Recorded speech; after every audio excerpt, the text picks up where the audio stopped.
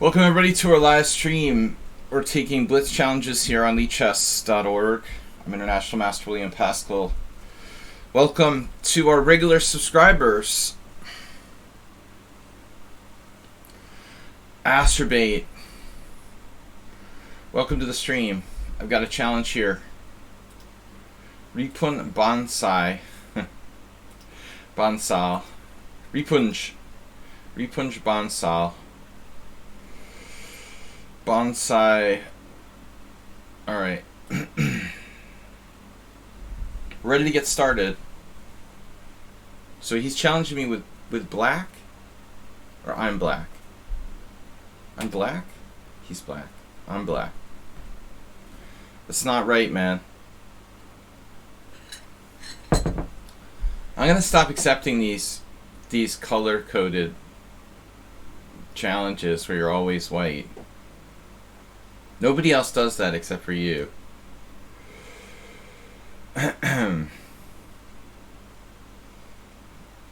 Alright. Oh, you're not a subscriber still. But you were the first one, the only. The only challenge we had. I'm okay. Monday mornings. Gonna play Sicilian. Siciliano.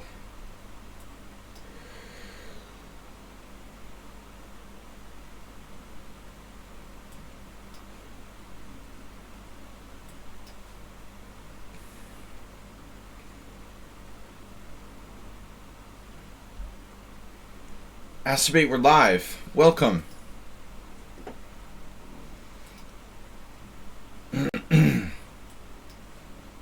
What's up, man? What's up, man? How's your late night life in Vegas?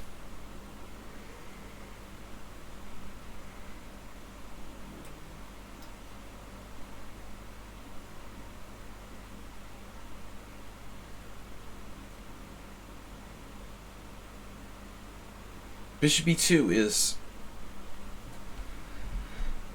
a restraining order, a restraining move, restrained move. Very quiet move, this bishop e2. Central pawn is under attack. We had a game like this recently.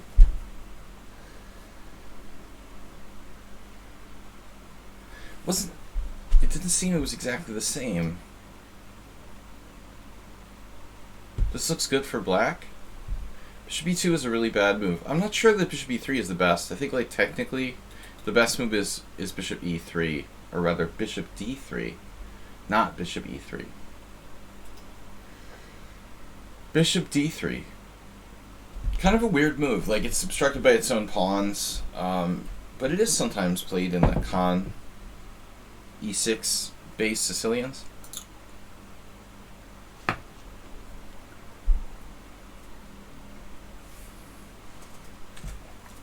All right. Welcome. Happy Mondays.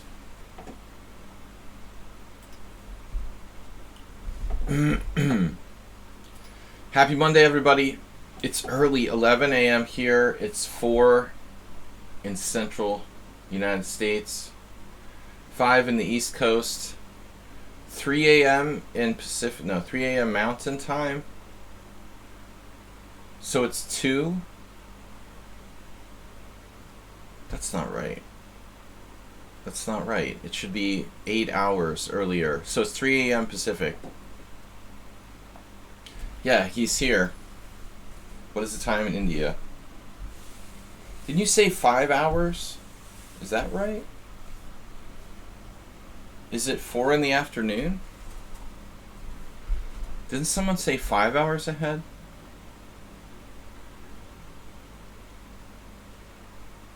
So it's 4 in the afternoon? In India?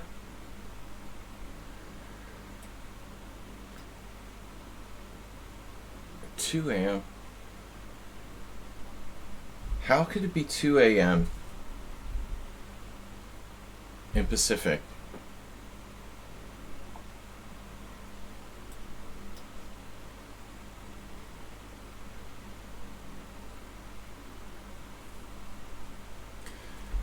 Pacific time has to be acerbated. You have to be...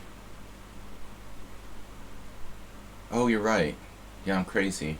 Sorry. 2 a.m. It's not... It's 9 hours difference. You're right. I was thinking 4 time zones equals 4 hours, but... I don't know what I'm thinking. Yeah, it's 2 a.m. Pacific time. Alright. That is correct.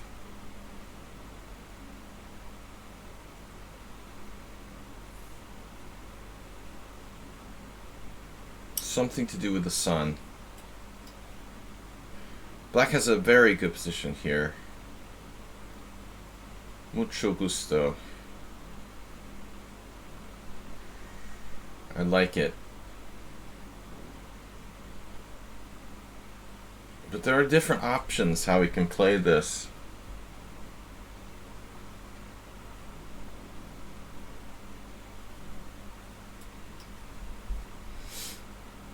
The B file could be an eventual problem.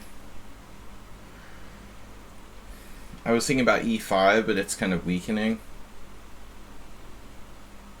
I'm not in a hurry to play Rook D8. Like, it's a very natural move, but I think it just forces him to move his queen to perhaps a useful square. Yeah, this is a normal move. Normal. Normal. How about knight e7 with the maneuver knight f5 or knight d5? Now we're talking. That's a funky idea. First things first. Jim, welcome. Jim, the master of cheapos. No. I was pissed. I was pissed when I lose games where I think I'm fine. I had underestimated how big your advantage was there. Bad judgment. Look at this A4.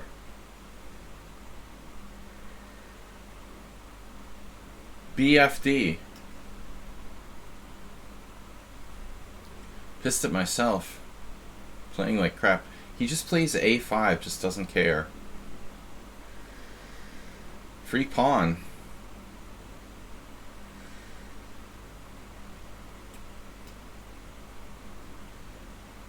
Don't know how the math works on that, but I count more pawns than white has here.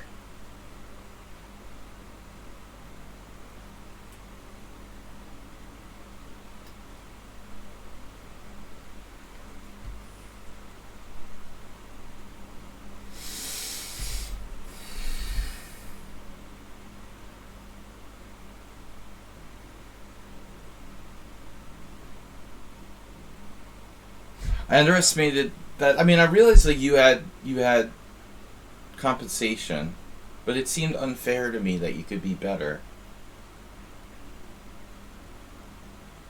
It didn't seem like you deserved to be better.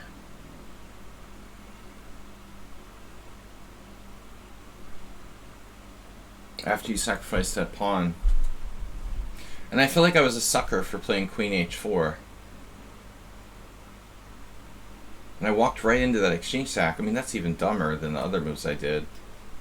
I literally... Oh. William. Literally walked right into Rook takes D4. And you didn't see it. It's unbelievable. I should have lost the game right there.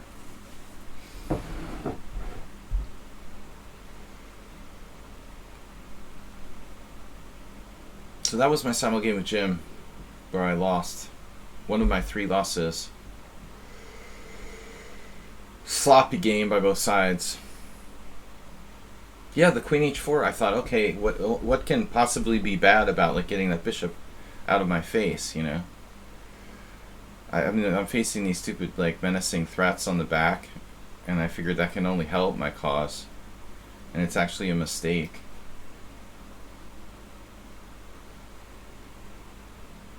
Yeah.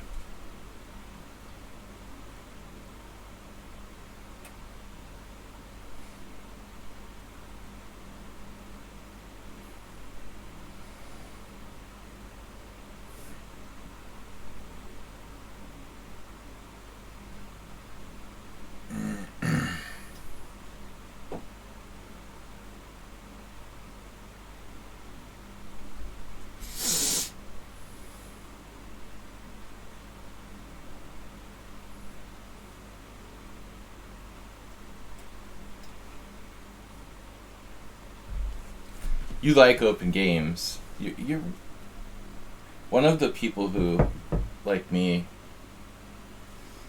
seems to prefer open positions. It seems like not everyone around here likes the open games. Okay.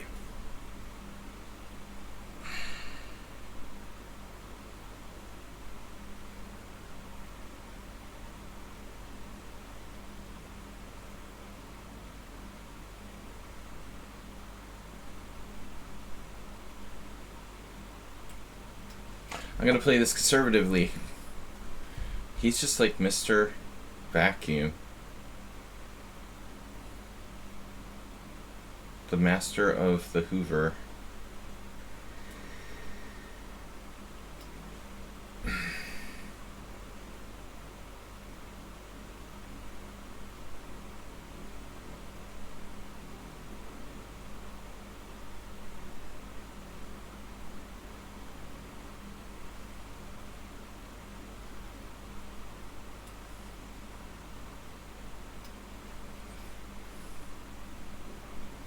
We're good.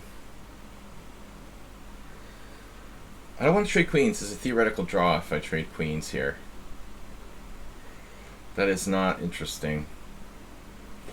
It is more interesting with the queens on the board. Some other advantage.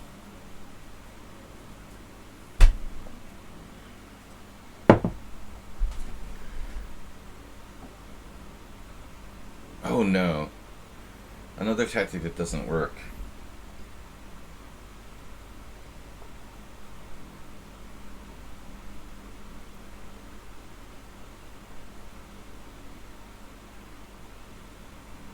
Interesting.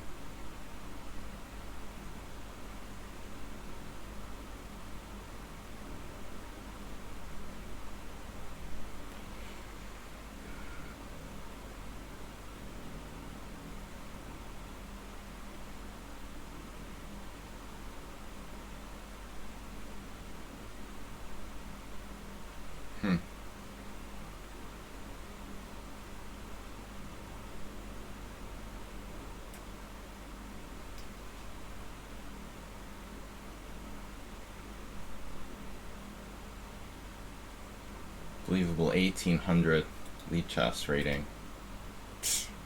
Yeah, right. Doesn't make blunders. And everything's calculated. He doesn't hang his rook. No, he's already seen that.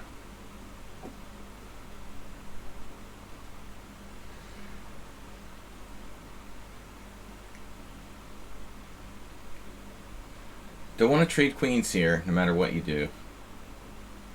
Then it's definitely a draw. Easy draw on a rook ending. With the queens on, not so easy.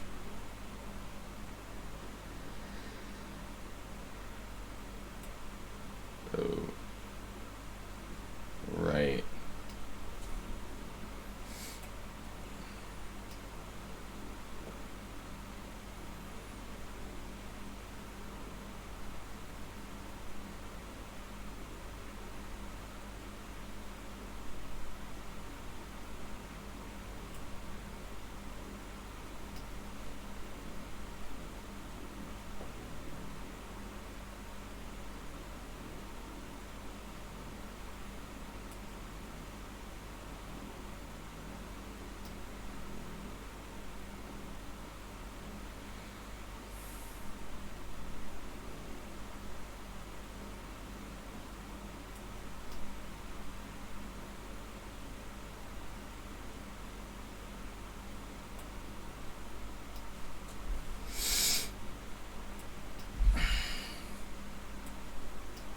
A blunder of sorts.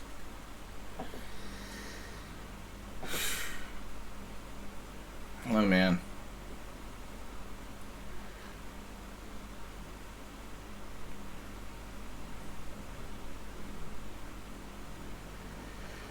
One year all. You know, I noticed a funny thing. When you look at my results lately,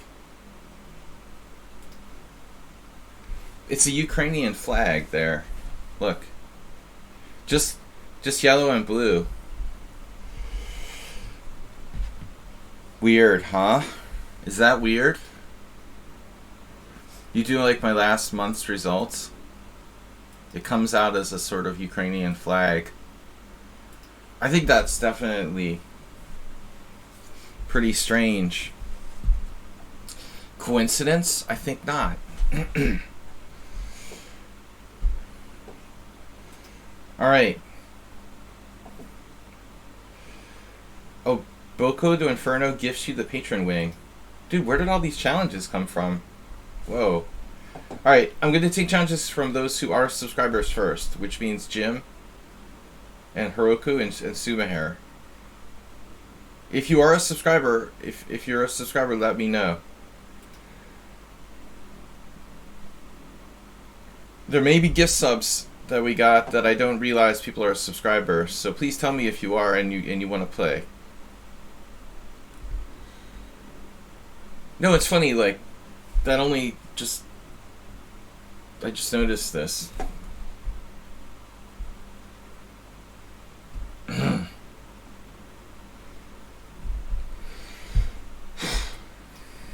You can't play b6. Nice job, Slagy.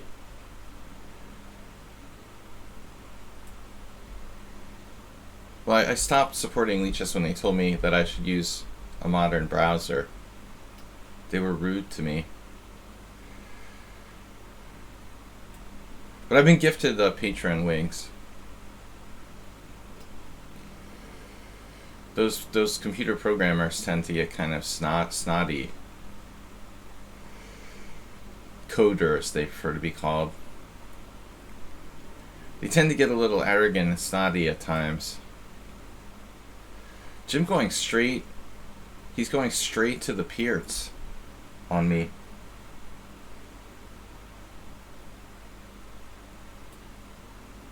Happy for this. But I have some interesting ideas. Let's see. He's going to play what? Classical. Not an issue. When did I get a message? Bullet Masters. No bullet. The 150 attack reversed. No need to send me messages that you didn't subscribe. That's alright. It's alright if you didn't. Ace A3, maybe. A3. Let's do A3. It's a modern. I was looking at knight C3 in a different position, actually. Right. But it's always a move.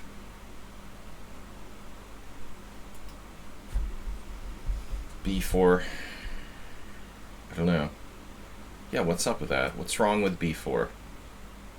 You ask yourself.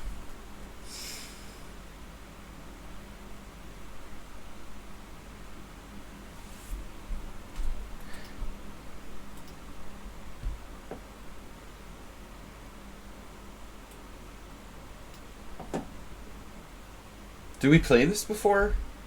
Or this is just your standard setup? Jim is being white. A tempo down. The 150 attack reversed. So I got 5 challenges. But I'm not only taking the subscriber challenges, don't get me wrong. We're just taking subscribers who are challengers first. So, Jim, Sumahair. Those guys will go first. Bokadu Inferno, who just gave me a patron. We'll treat that like a subscribing.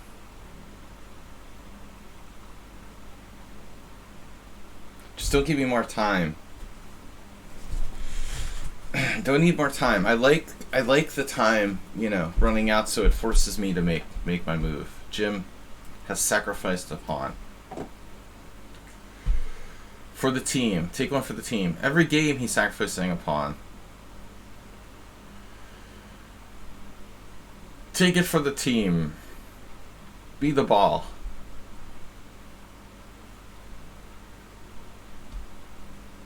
It's the central pawn. It's not really important. Those wing pawns are way more important than the central ones, right? What's a little central control? Welcome everybody if you're new here. Get out of here and come again.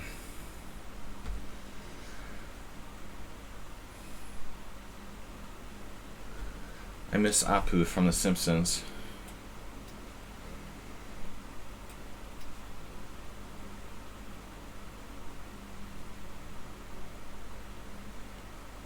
This looks horrible for black. But perhaps Jim can make it work. He can make it work, I think. Yeah, I mean, still, he's got something.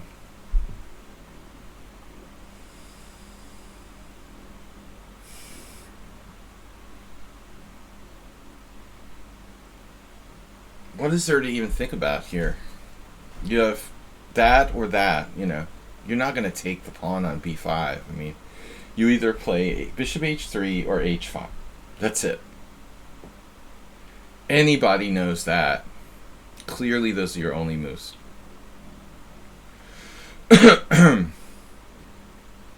Now, what do we do? The dude he's threatening bad things to me. Don't like it. Not sure if I have time for actual counterplay. I could do the Emil the Farmer would play bishop h1 here, by the way. That's his favorite move.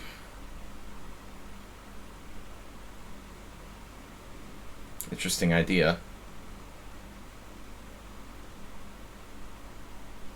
Seems a bit much for me.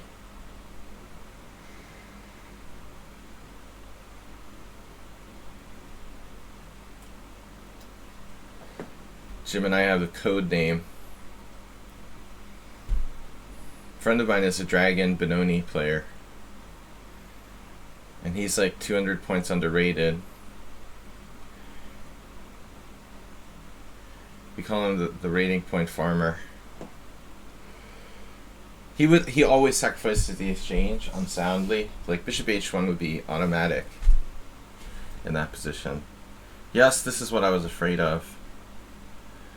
Yeah, you know, I was gonna play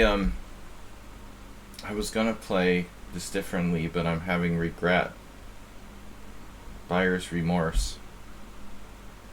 Feels tricky. I don't like this that much.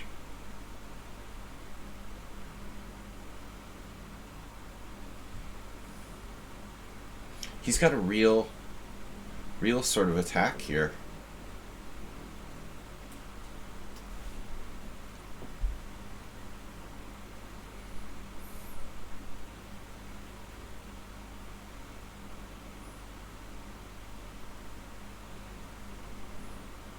Bullet Bro.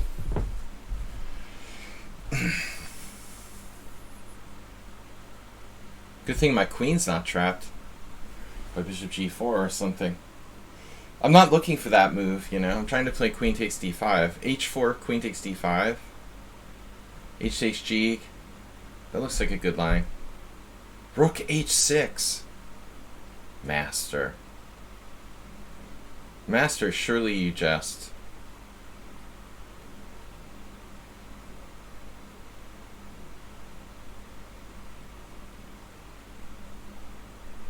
Queen takes d5, bishop g2.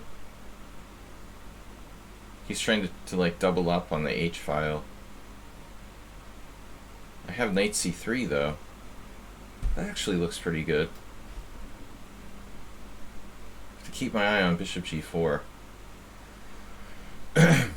This is definitely slightly scary.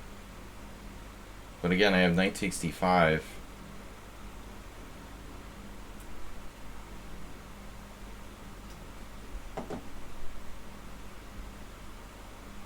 Bishop g4, queen e4. Not getting our queen trapped. Not today.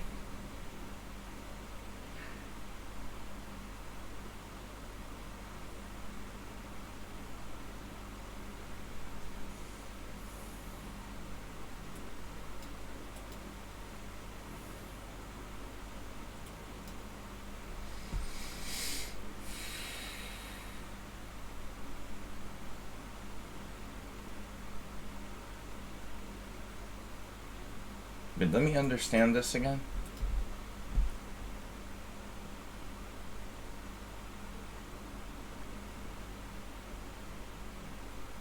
Knight somewhere, knight d7, knight f6, knight e7 check, knight b6 check, nothing. I don't believe in this.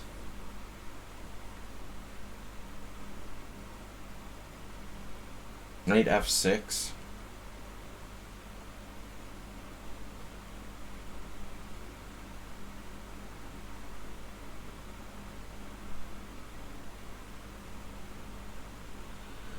It's got to be dangerous.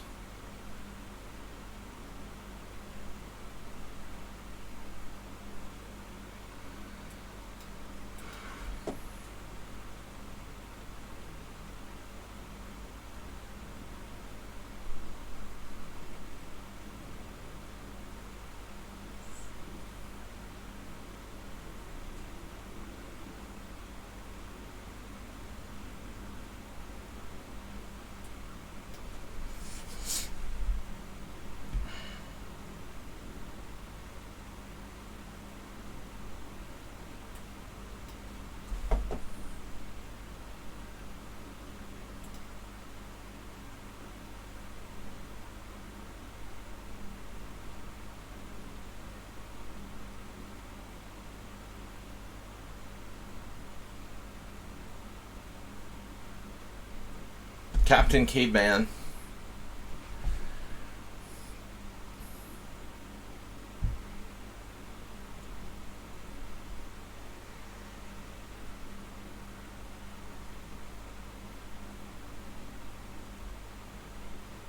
Captain Caveman has his time edge. What?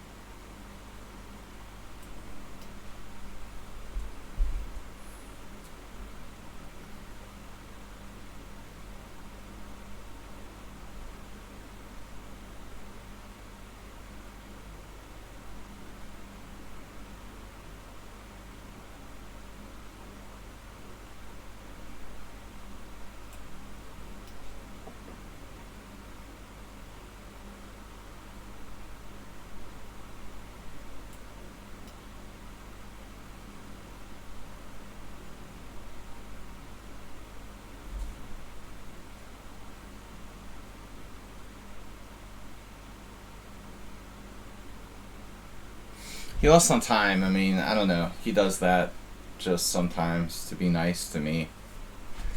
But obviously, like, rook takes h2 looks like he might have a draw. I didn't like moving my h pawn. Apparently I was winning into the last move. Rook e2 is actually a blunder. Because the rook will be unprotected. I can't take with the king anymore. I should have played like rook f2 instead of rook e2. Apparently I had even better, but yeah, here. He had me low on time, so this is a blunder. Now he has rook takes h2. I think this is probably a draw. Queen h2, rook h2, rook h2. Bishop f4, or queen takes g3 check, whatever you want. And here I have to be a tiny bit careful. You know, I drop a piece, so I have to play that, then bishop takes f4, I don't know.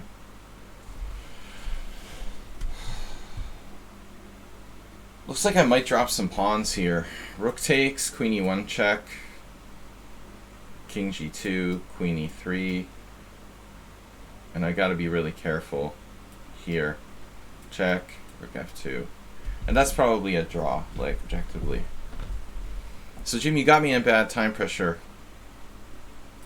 Though the opening looks okay. Why did you sacked another pawn? Is this sound? It's a pretty crazy idea. To allow b5 and sack another pawn. It's wild. Nice. So I don't know what to play here. The Emil the Farmer move, like bishop h1. take with the queen on f1. It's an interesting idea, but I don't think it's correct. I should have done bishop f6 right away, and then just developed. That's all business. All business. h5. And I didn't know what to do. Now you have a different farmer sack. Bishop takes d5. Anyway, interesting idea, man. Nice pawn sack. It looks like it's actually sound. Be the first to gift a sub or donate support to stream this week. Heroku. I'm going to take challenges from Boku do Inferno. Any other subscribers first? Alright. Heroku, you play some interesting openings. F4. We had this before. Hikaru.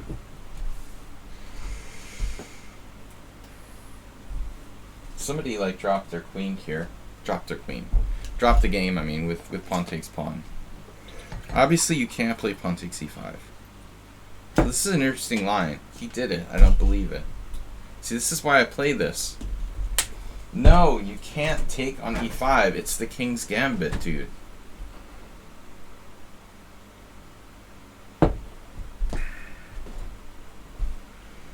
Alright, well, it looks like you can. The opening, I know it was me against Grishuk. Is that in the database or something? Is that in a database? Is that in the Master Opening Explorer? It's not, is it? Yeah, I said that. That was in the Blitz tournament on ICC. I played Bishop G4 against him. It was an interesting game, but I messed up later. It was playable, but white was better. That's what I said during the game. I didn't want to repeat that. I know that Grishuk was better after Bishop G4.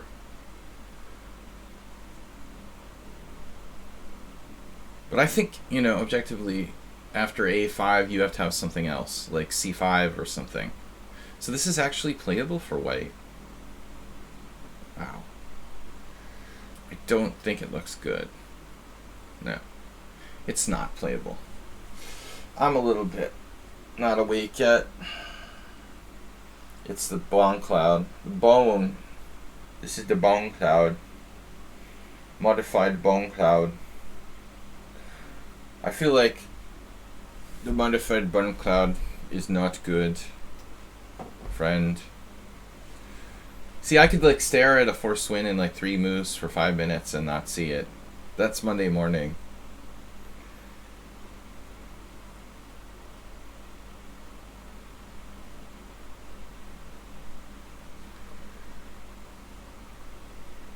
Hello. Where was your quote? Wait, from yesterday, Asterbate? Bronstein said he played the King's Gambit 5 times and he won every time. This opening, they say is bad, but I've won 5 games with it. Damn, this doesn't look healthy. My mating instincts. Mating instincts. Where's my mating instincts? Anyway, this is good enough for me. A forced win is a forced win. We'll take it. The bone cloud. I feel like Bill Murray. Turning into Bill Murray. Check. It's not mate, but it's not good. Maybe it is mate. Alright. We learned our lesson. Boku do Inferno and Sumaher. Who donated? Was it Agnes Gardewski? Yeah. 100 bits, Frankster. Oh no, the knight f3. HTFP's here. Late night viewer. Don't get too many East Coast. We don't get too many East Coast late night viewers. HTFP. My stream time does not correlate well.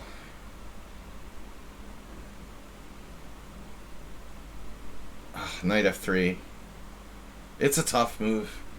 I've had trouble against this opening. I mean, even though I have most games on the site, I played with knight f3 myself. Sometimes it's hard to play against things you play yourself. Trying to play yourself. Yeah. Don't have a good system against knight f3, really. I just transpose to other stuff. There is no independent way to play against this. Anyway, thank you for the patron gift. So e4, e5, queen h5 is called the queen's attack, according to Bronstein. I like that better. Pots are opening sound so insulting. Early morning.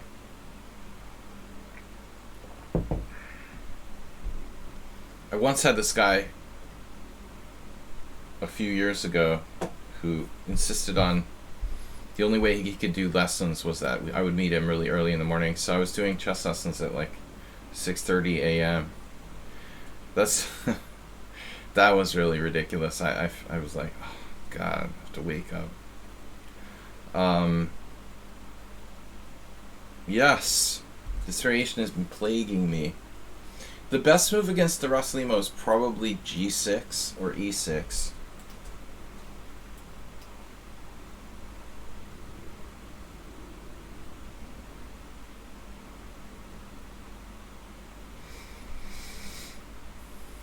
Now you transpose. Interesting. What if I play knight f6? Yeah, this is not a particularly great variation necessarily, but I took with a pawn on c6, which could be disadvantageous. Maybe. Some situations. Early morning. Pre-work blitz game. So I got a challenge from Sumer. He's a subscriber from Serbia. Arjun Noob is new. Harshi the 1200 who plays like an 1800. RU from India. Get it? And Ukraine challenging me. Stay safe, Ukraine. I guess there's some people in like Lviv or something who are relatively safe for now, but think about leaving if you're in Ukraine. Stay safe and evacuate if you have to. So many immigrants, refugees, whatever, people who are desperate for help coming across the border now. It's really a scary situation. Poland, Slovakia, here in Hungary, Moldova, and Romania. Very sad situation. You're donating like clothes and supplies. So queen takes d4. So basically you've turned it into a really annoying Moscow or checkover variation. Checkover, they call it. Bishop d7 would be a mistake. I haven't at least played that move. I guess I'm supposed to play e5 here. I never liked this structure, to be perfectly honest. Yeah, we have a relatively narrow border with Hungary. Slovakia and Hungary are the smallest ones. I don't know how many kilometers. Pretty narrow. Poland has, I guess, the largest border. Poland, Romania, and Moldova. And then like the ones with Hungary and Slovakia are smaller.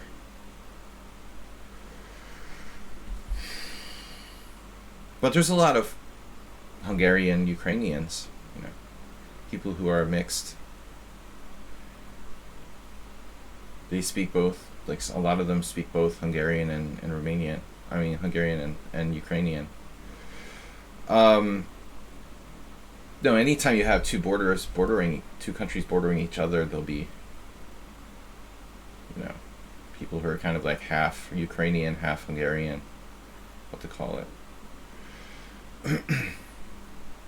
We have a lot of people in Ukraine who have dual passports with Hungary and Ukraine, for example. But everyone is welcome to come over.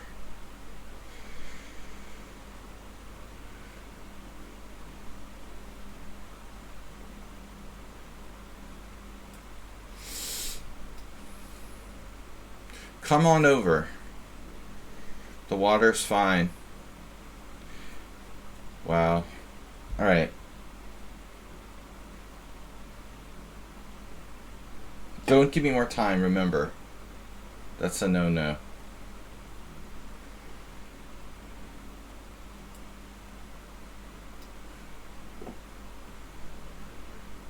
You know, I was like looking up tax info today. Like, if you have children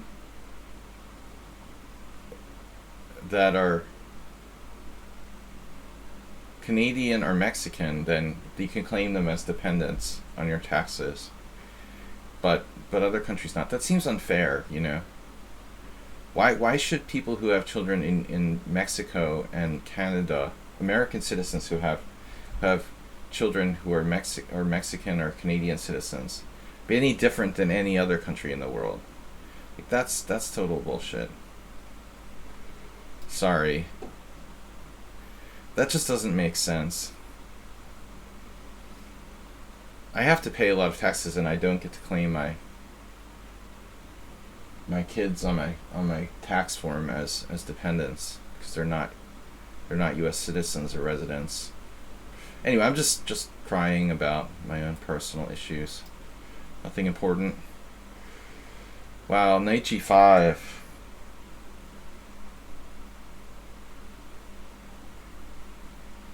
Complaining again. Always complaining. I'm going to go with d5. So much for the bishop pair. I'm going to take the center. I should have probably stopped him from playing knight g5. Anyway, just thinking of borders and citizenship and whatever. I don't know. I hope we're going to be safe here in Hungary. I mean, basically we're safe until World War III starts. And then I have a front seat.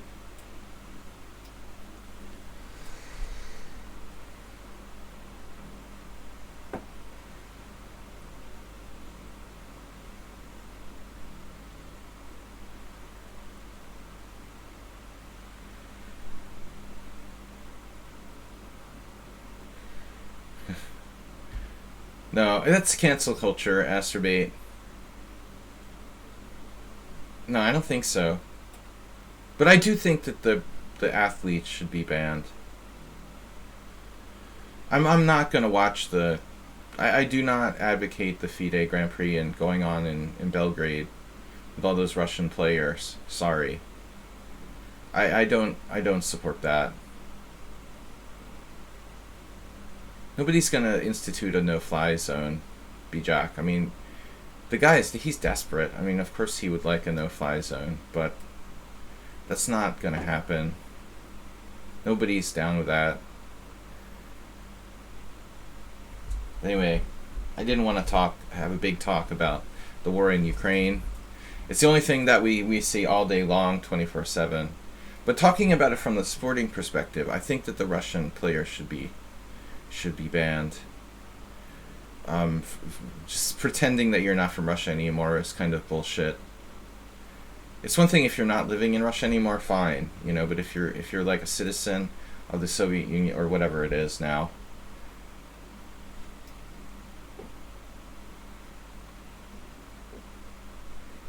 He's a noob.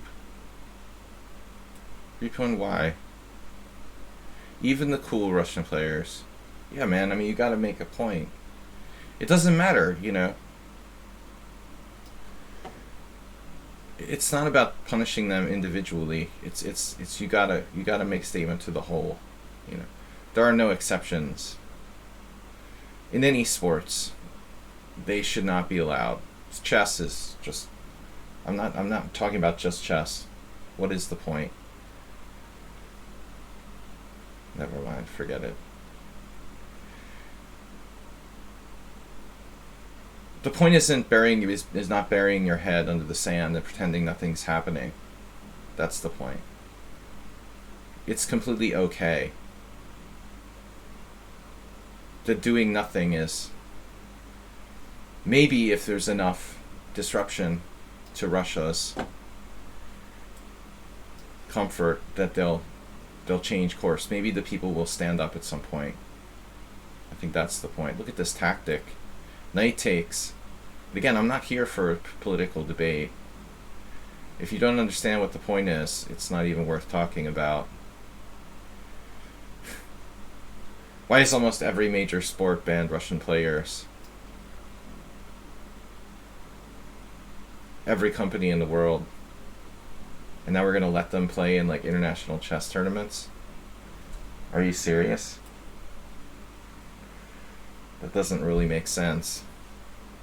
Of course. You make them into North Korea. They are North Korea now. Russia is the new North Korea. So I hope you enjoy it.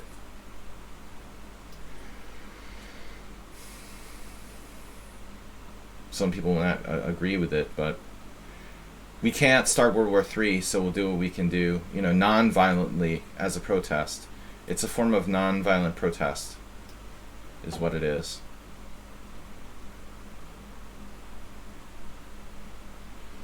That's the point. Using the only leverage you have that's non-violent to try to change the world. Why should a Ukrainian gymnast have to compete with a Russian who's brothers are killing his children and neighbors and stuff like that? It's crazy. Sorry. I can't abide by that.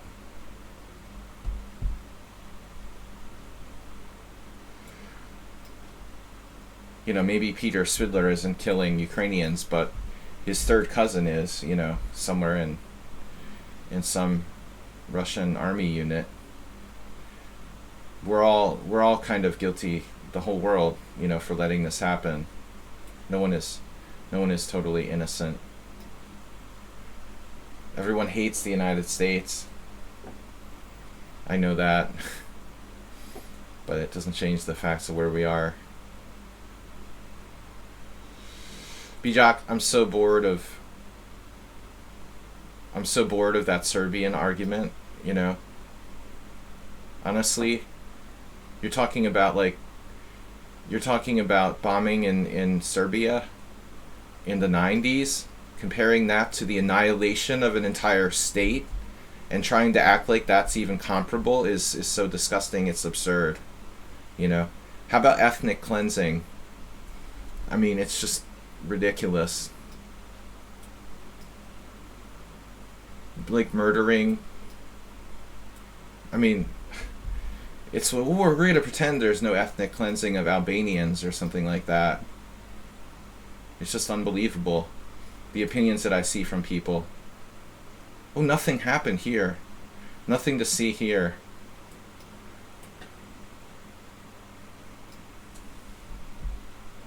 NATO is evil.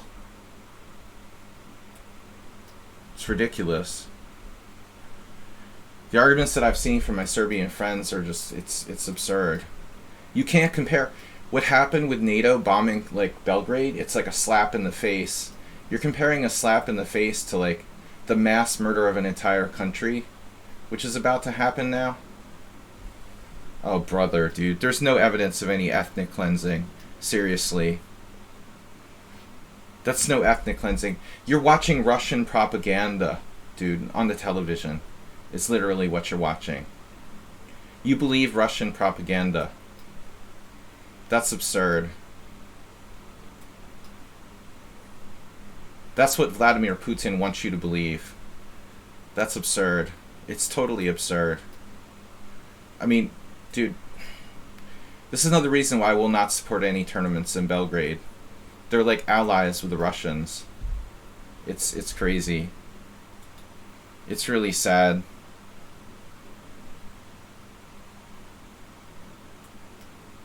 You're complicit in what's happening, basically.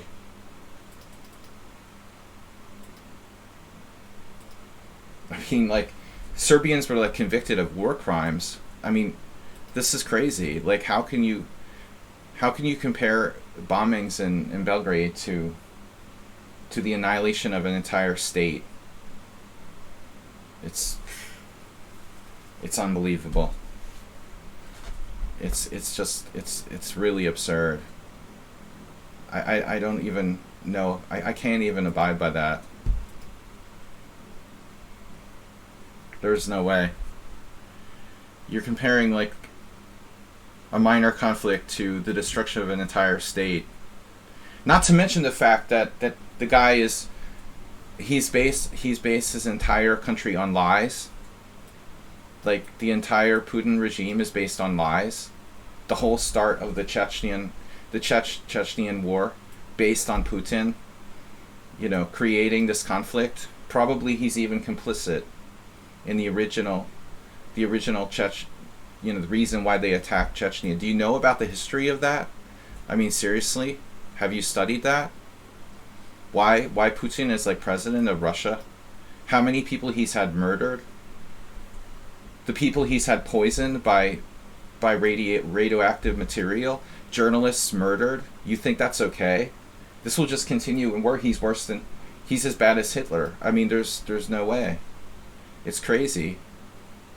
The dude's had people murdered with polonium, murdered journalists. You like this kind of guy? He's good for the world. I mean, seriously. He probably set up that entire Chechenian war to make himself look powerful. It's a lot of evidence.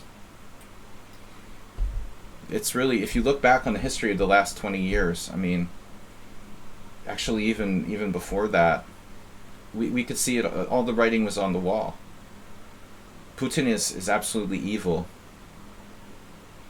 I mean, he fooled everyone. He fooled like George Bush. He fooled Clinton. He fooled all these people. All these presidents believed that they could trust him. I mean, it's unbelievable. This is World War III you're looking at. So I hope you're on the right side of World War III when the time comes. I mean, are the Serbians going to take like Russia's side when the tanks start rolling into Hungary or Moldova next? I mean, seriously? You can sit there in Serbia and be like, oh, we're all safe, we're in Serbia. We're nowhere near Russian border, but I think you might have to choose a different side when they start attacking Moldova, the Baltics, and countries like Romania or Hungary. Maybe you won't be such good allies with Russia anymore. I mean, it's unbelievable. But the propaganda is unbelievable in a lot of places. They're getting their propaganda like straight out of Pravda. Pravda claimed that Hungary was like an ally of Russia. That's absolutely untrue. I mean, we authorize like absolutely sanctions. Even Orban authorized sanctions against Russia in coordination with NATO.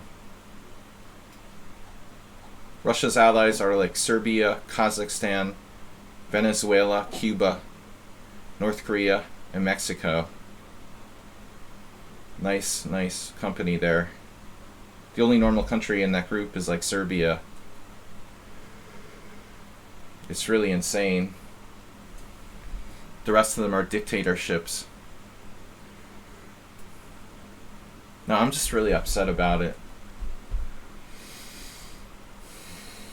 Can I play a6 here?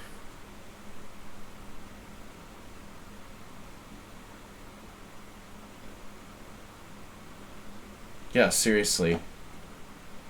Serbia has a really long history of good relations with Russia. They have a very Russo-friendly culture, which is fine, but you've got to draw the line somewhere.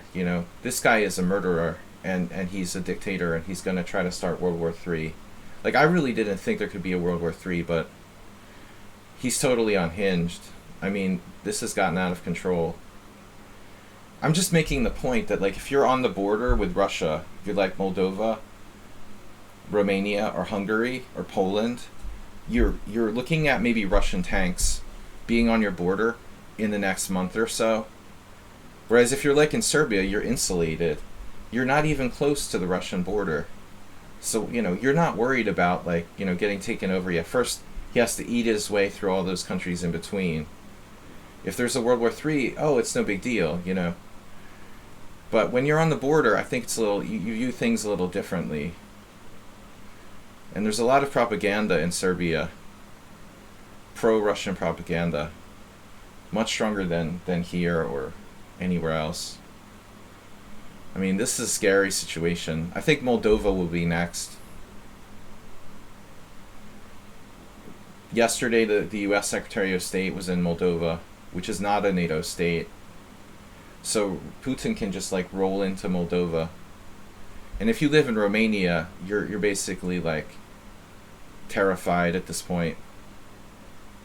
I mean, if he invades Moldova, that's practically almost, just a step away. Now, people don't realize how serious the situation is. I never thought, like, World War III could happen till this year. Yeah, dude, it's all propaganda. There's no ethnic cleansing. I think, like, Ukrainians are ethnically cleansing Russian citizens. That's absurd.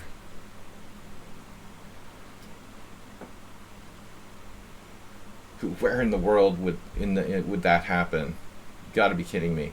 They've been having a war started by the Russian separatists.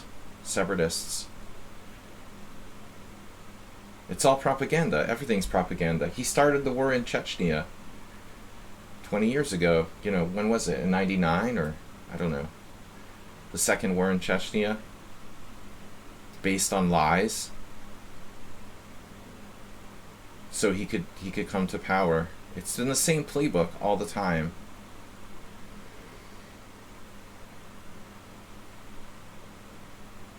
Putin took a power vacuum. Yeltsin was, like, drunk all the time. That was the former president of Russia, Boris Yeltsin, who was literally, like, drunk at public engagements. And now Putin steps in. I mean, easy choice, right? You want the drunk guy as president?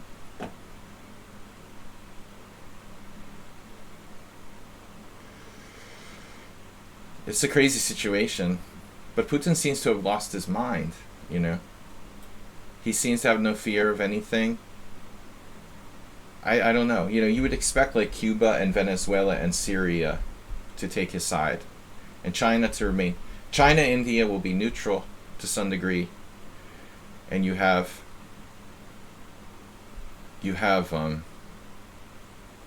wow. This is a tough game. You have those crazy super dictatorships. But Serbia, they really should be a little more rational. That's the one thing that I'm surprised by. Why didn't you talk about the previous game? What do you want me to say?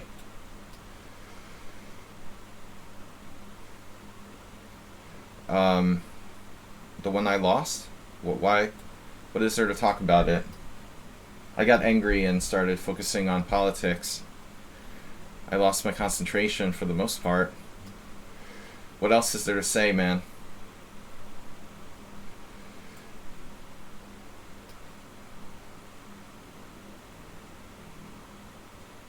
I'm passionate about the situation. And it's a very complicated one.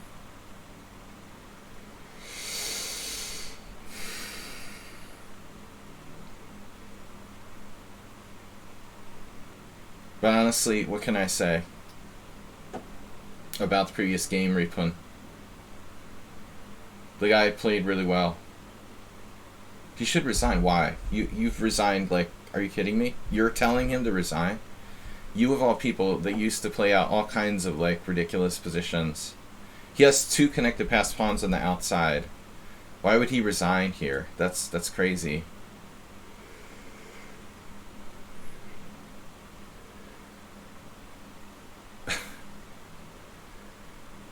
Well, you don't have to resign early either, but I mean, you're exaggerating too much now. Doesn't have to be so extreme. I might be winning here, but it's close.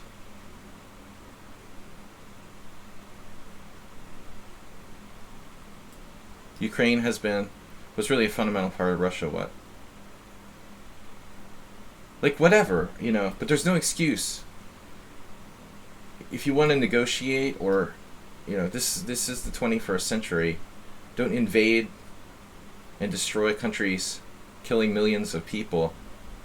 That's insane. There's no excuse for what's happening in Ukraine. No excuse at all. It's a dictator taking over the world at this point. I can't believe Sumaher went in to resign. I mean, this position doesn't look easy at all. I don't think I'm even winning. That might have been a vital mistake.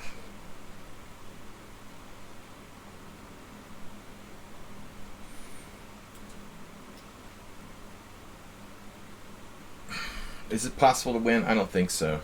I think this is just a draw.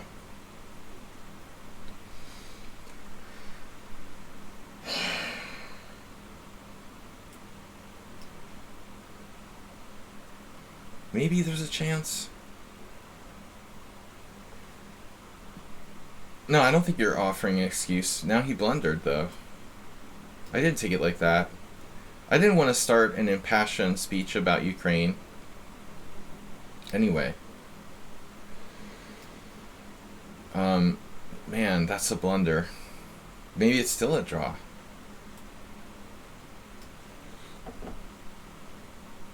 Still a draw. Unbelievable. Unbelievable.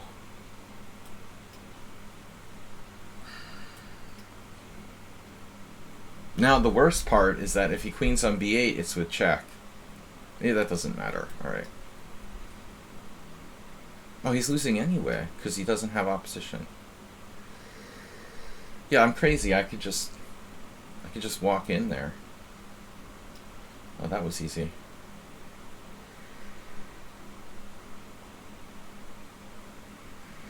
Challenge Vlad. Yeah, I never heard of Putin actually really playing chess. You'd think if he did, it would be like renowned, you know. He obviously can't be a chess player. If he was even halfway decent at chess, he would have done so in the past. No, he's surely not a chess player. Harshi.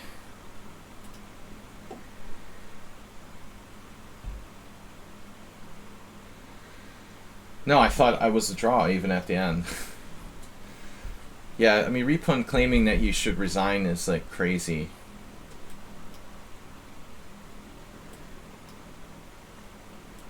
You would never should resign such a position. You have incredible practical chances there. I could even lose if I'm not careful. Decided to try the Sveshnikov. This is a line I don't know very well. Of course, the one line that I don't know he plays. This 1200 is more like 1900, as we've seen in the past. I think I'm supposed to play a6 and like bishop e6 or something. Not supposed to play... No, I don't know.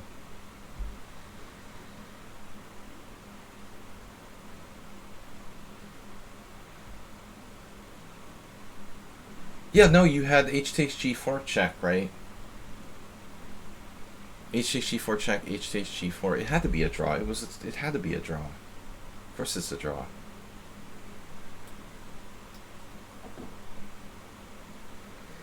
It's a draw, and he told you should resign.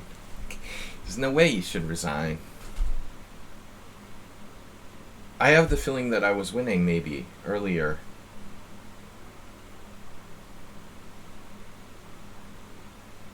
Yeah, I lost the previous game. Not to make an excuse, I was distracted by the political stuff, but it's Monday morning. But the player I lost to is a good player. Bocco do Inferno. have to check that game. Looked pretty good by white. He played the endgame well. The knight endgame against me, I remember vaguely. Wait, what's this? Castles. I have to play like knight d4 or something?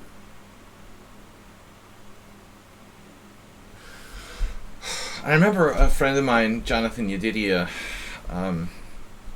who's an IM, but he's inactive. I remember once he beat a Grandmaster. We were staying together at a tournament with this line with white. It was some line similar to this. But I just don't know the theory here. Maybe even knight b4 is a move?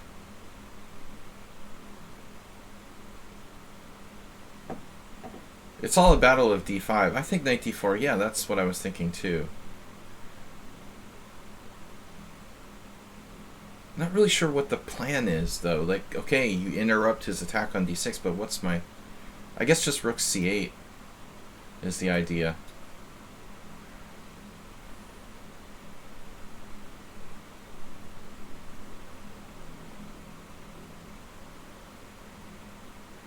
Surrendering, avoid bloodshed. Well,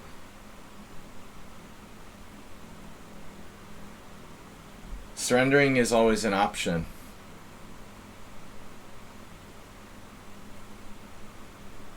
No, I don't know. Keep the government in exile and evacuate the citizens and surrender the territory. Something like that. But, you know, what kind of patriotic people are... The government might even agree, but I mean, are the people on the ground going to agree by that? There's people who are willing to die to fight for their homeland where they live their whole life. They're not going to be like, oh yeah, just surrender. Yeah, I mean, from a humanitarian standpoint, surrender is a better option. But what are you going to do? Like, surrender? Every time that Vlad, like, pulls out his nuclear button, we're all just going to surrender our territory? Or where do you draw the line? Like, tomorrow, he's going to walk into Moldova with a nuclear button. This is a problem with, like, modern warfare. You just keep pulling out the bluff. Like, I'm gonna use the nuclear button. And now, okay, evacuate Moldova. Where do you draw the line, you know? I mean, I don't know. Like, the problem is he has a history of doing this stuff. It's not the first time. He's not taking a stand because of human, you know, because of you know, this is just a pattern.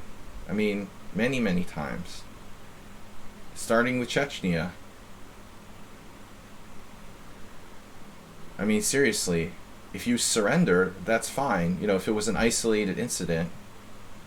But it's not. You know, he'll just keep going. I mean, this is... Look what he's doing.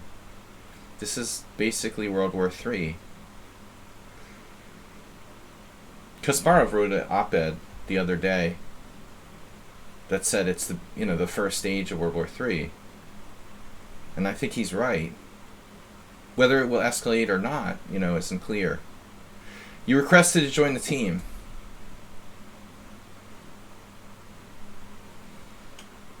I didn't get that message yet, but we'll see. So I like how my opponent's 1300. He's gone up from 1200 to 1300. Though he plays like he's 1900. Right, what do I do?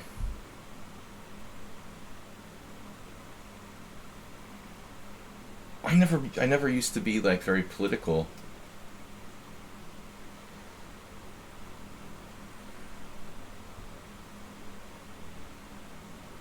If it was like a one-time thing, I think surrender might be an option. But the point is, it's not, man. It's just a continuation of a grand scheme, it seems like. He wants to recreate the Soviet Union. It's a bad situation, and it's only going to get worse. I don't see a solution. The only solution is like resistance, and maybe Russia will eventually have to give it up. they're sort of whittled down slowly.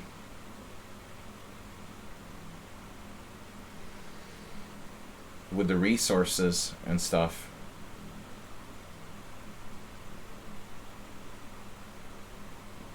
But I think it'll be a long conflict. But the problem is with modern war, right? Like, okay, we can be like, okay, we won't use the nuclear weapons. We won't use the nuclear weapons, you know, until we're cornered and we're about to lose. And then we say, oh, well, I've got the nuclear button. So if you come in and kill me, I'll press the button. So we do conventional warfare until the last moment when we're lost, and then we can just press the nuclear button. I mean, wouldn't that be nice in like chess if you had a nuclear button? I mean, how does this work exactly? It's like, how does conventional warfare work when you've got nuclear weapons as a final bluff, you know, or not bluff? This is not a 1300.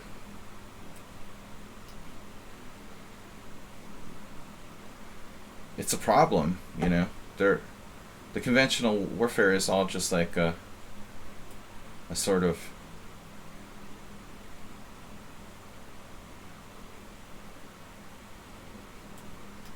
just for show, and then we wait until the last minute and pull out our nuclear button. Oh, you didn't really win.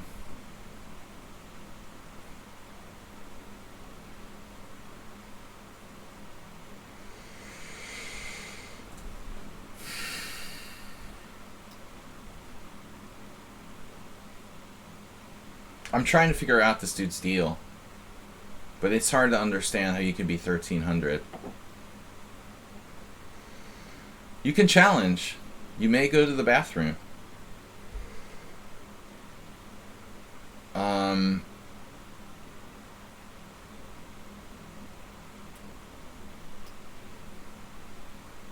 But maybe we're seeing some weakness in White's game.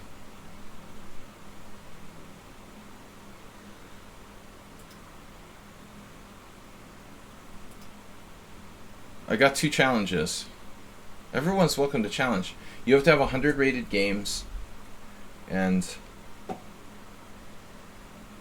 yo, he just hung a piece? Wow. That's weird. So he's just really, really, really good in the openings?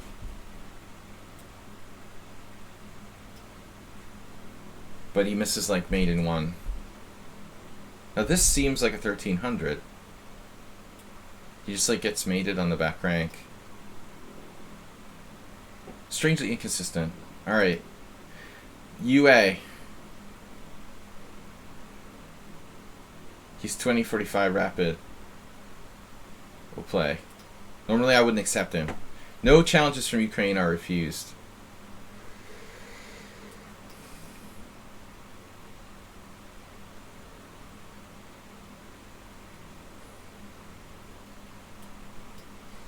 But we'll take the next challenge. Arjun Noob, is that you? I can't play the mainline Karakan. I had a game the other day where I did that. It's just horrible. I like the Panov better.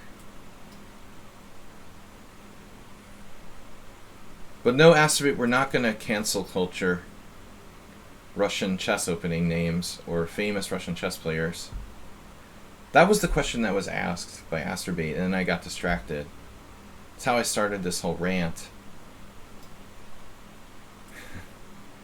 I like the people in the US who are like throwing out their Smirnoff vodka. Like, how stupid are you? You do realize like Smirnoff isn't even a Russian vodka company. They're like all these idiots like dumping out their Smirnoff vodka. You're like, you own a bar and you don't know that Smirnoff's not even a Russian vodka. Okay. Clearly you don't drink.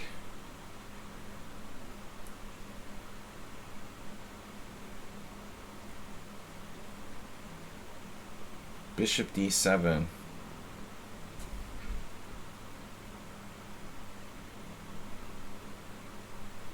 I mean, I've known that all the time. Anyone who drinks vodka here in Eastern Europe, if you ask someone who's a vodka fan, I mean, you know, one of the first things you learn is that you don't buy like Smirnoff vodka. It's not some great vodka. It's okay. It's kind of like Heineken is to vodka. Heineken is to beer.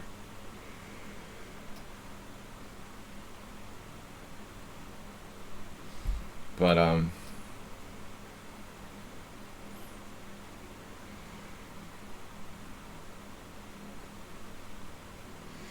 yeah, man. I mean, there's lots of stories. Well, more like bars, like and liquor stores refusing to sell Russian vodka. But they're so stupid. They don't even know what vodka is actually like. Very few marketed Russian vodkas in the or very few vodkas actually marketed in the U.S. are actually Russian.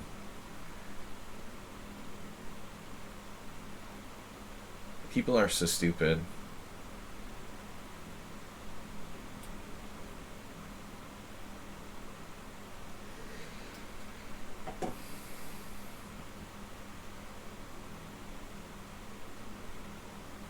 But Stoli isn't.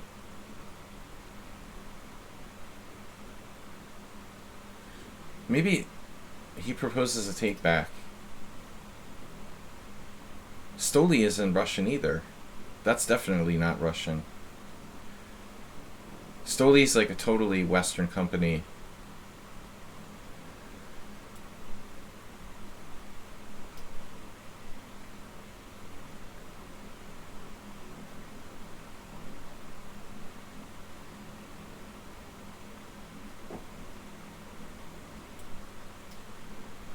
I think it's based in like the Netherlands or something.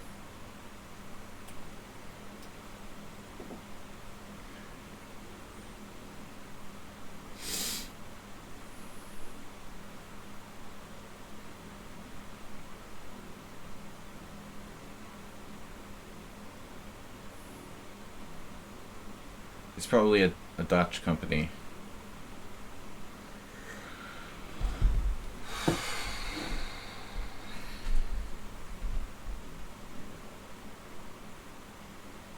G7's hanging. Genius. D6.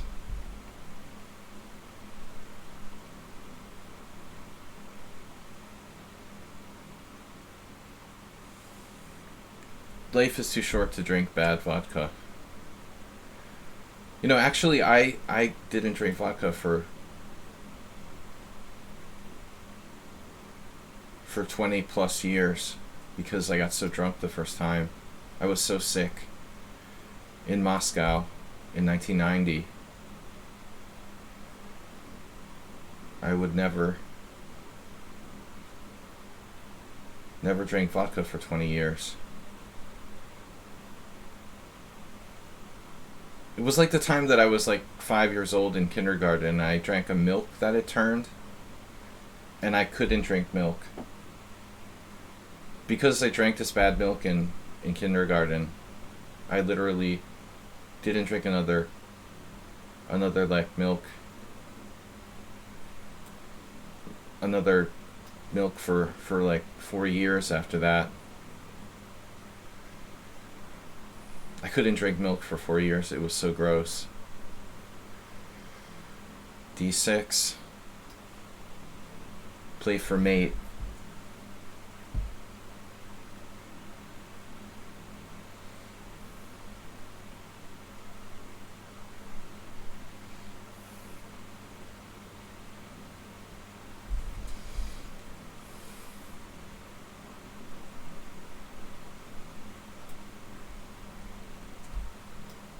I don't get it, Agnes Kardusky. So the fact that vodka is made in Russia, what vodka is made in Russia?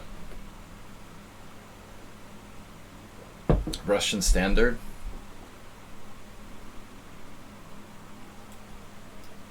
I don't even know what we're talking about anymore. I thought the point was like, the point was to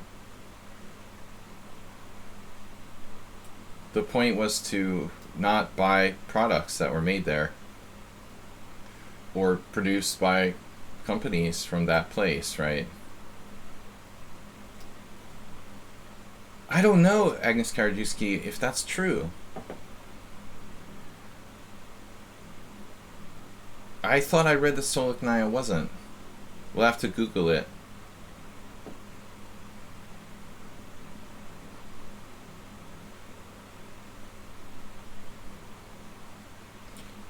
But HTFP, they weren't dumping their American-made vodka because they were just dumping vodka. They were mistakenly believing.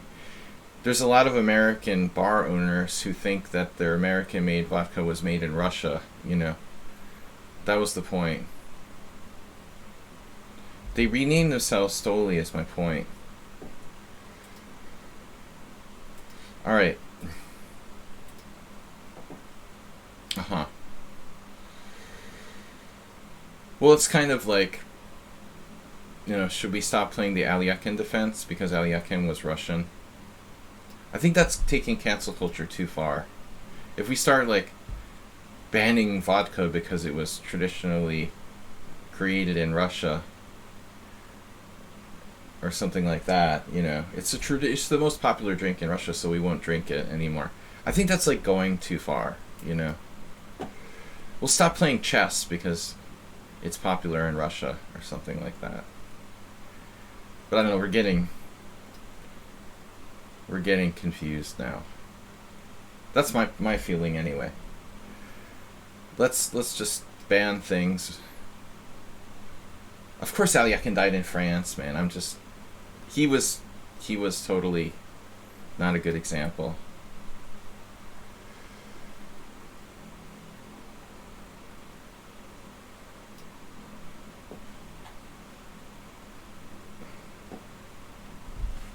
I know that. Alright, so Spassky was born in the Soviet Union and played for the Soviets. But he moved to Russia. I mean, he moved to France.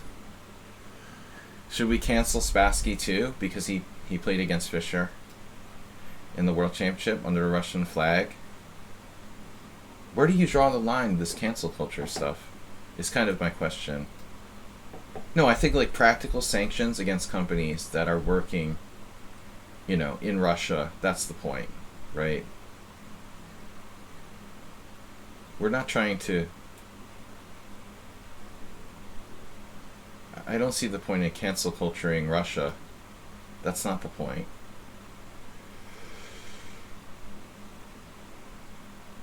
Trying to put economic, you know, it's a special financial operation. That was what I read somewhere. Yeah, sanctions against literature and arts, for example, is a joke. Well, Jim, you know, at the Met Opera, they just like canceled one of the Sopranos, a woman who refused to renounce Putin.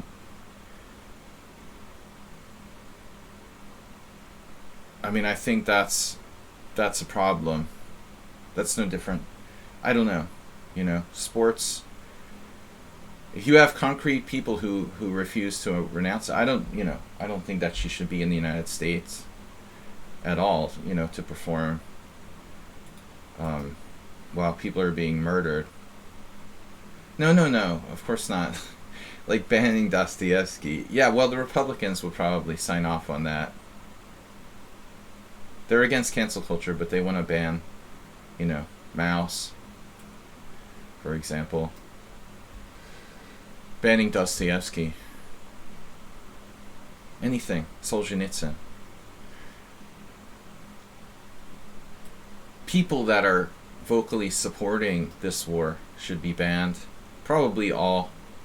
Anyway, I don't know what's going to happen with chess. I mean, I don't see Russian players participating in tournaments in many countries. I hope that the Russian players are used to Serbia now, because that's probably one of the only countries. And by the way, I think that Sam Shankland and Carlsen, any of the Westerners who took part in this Grand Prix in Belgrade, I mean, I'm probably in the minority, but I think that's that's bad, you know. I don't think supporting the FIDE tournament in Belgrade. And I know that, like, Vita Levente is against, my friend is against the war in Ukraine. But for example, he's like streaming and doing streams about that Grand Prix in Serbia. I think that FIDE holding that tournament, you know, with the FIDE president Dvorkovich and 3 or 4 Russians in that FIDE Grand Prix.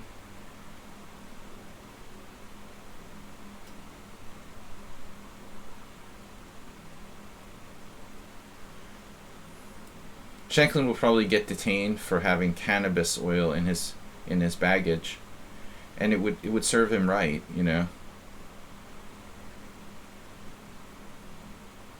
for participating in a tournament that's allies with Putin, in a country that's an ally of Putin. I think. Yeah, okay, he didn't know, it just happened, it's the last minute, and stuff like that.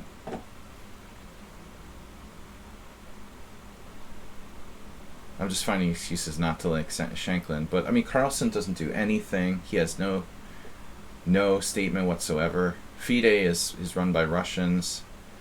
I don't know where this is going to go, chess-wise.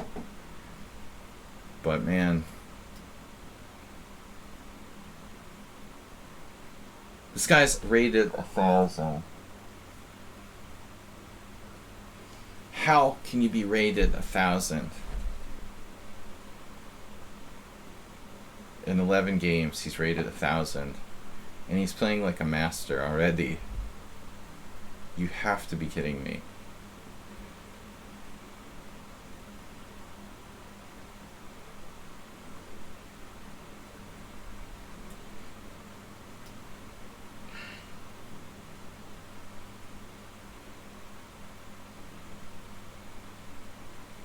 No, I would boycott any tournaments in those countries that support Putin. Cuba is already, you know, North Korea. You know what's interesting news that I heard yesterday? The U.S. administration is holding talks with the government in Caracas in Venezuela for the first time since Maduro almost was like kicked out. Because of the price of oil, the situation with oil, they're considering, you know, opening some avenue with Venezuela. Maybe trying to prize them away from supporting Putin. They have huge oil reserves in Venezuela. And they're kind of desperate economically. Man, this guy is not cool for pretending to be 1,000 and having like your brother who's like 2,100 play. The people in Venezuela are really suffering too for many years now under the Maduro regime.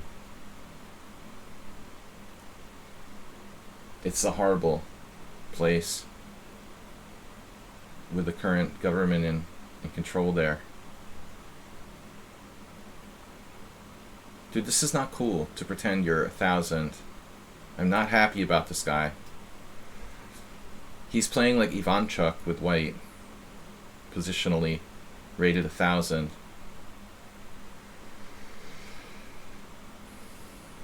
No, it's not okay. That's not okay.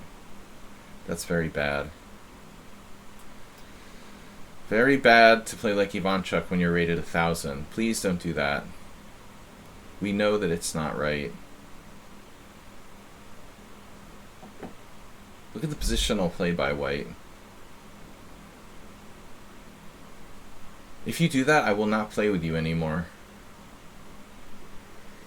I don't like to play people who are underrated by 1,000 points, and I don't find it amusing.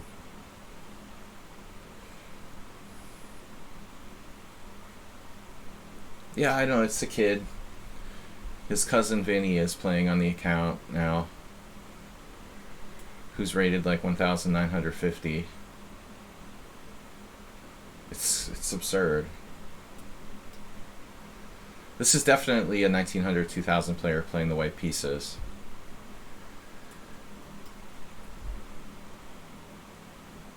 Not amusing.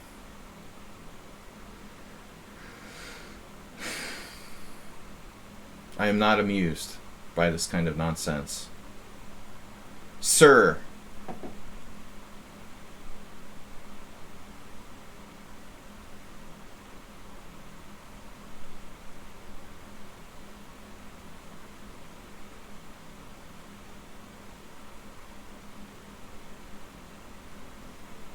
There's a funny variation here.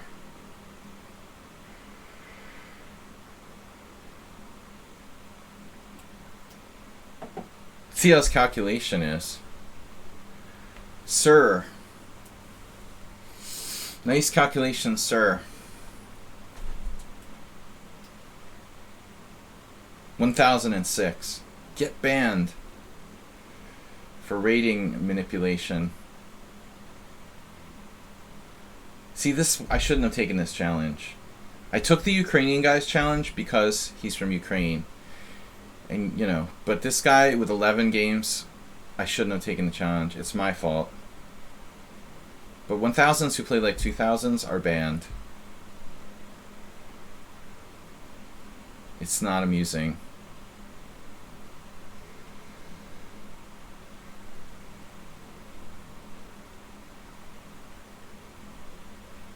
He missed a sophisticated tactical move, but positionally he plays like he's 19-2000.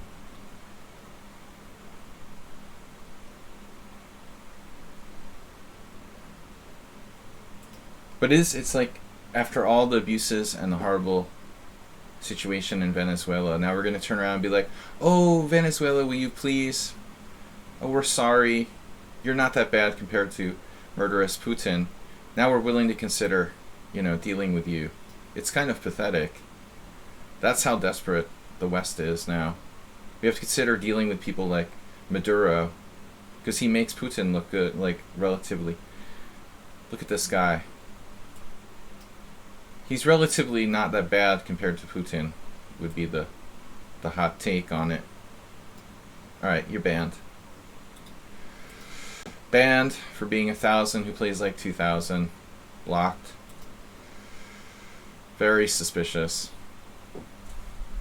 Offering draws.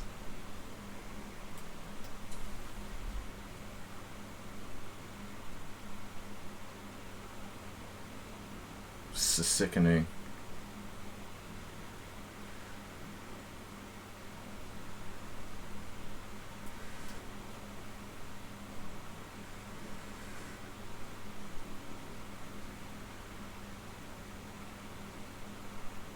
Wow.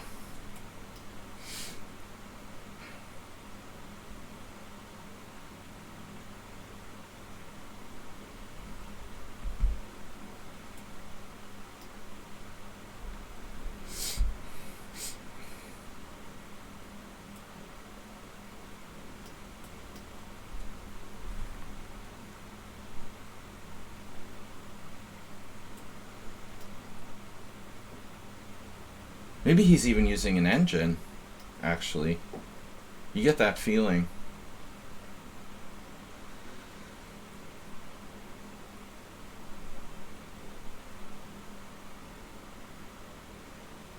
Maybe, maybe not. Hard to say. It's really close. But he's banned from ever participating in the stream.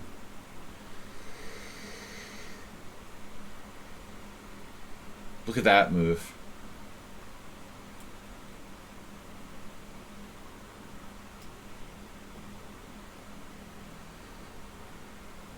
Defending B2.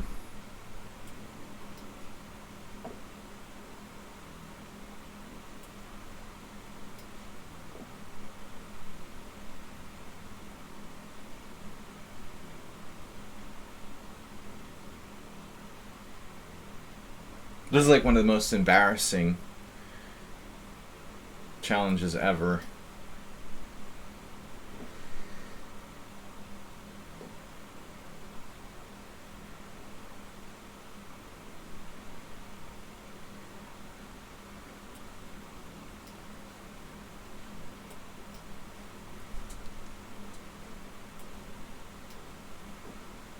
I think he's not using an engine. He's just a straight up like 2,000 plus player, and nothing more to it than that. He made some mistakes, but he's incredibly fast and definitely not whatever his rating is supposed to be.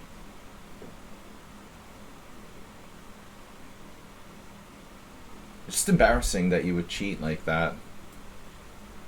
Dude. Pretending to be 1,000.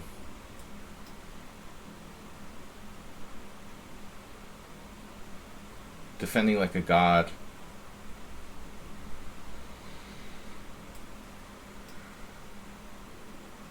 I had to use every ounce of skill to bring this guy down. And it's still not over.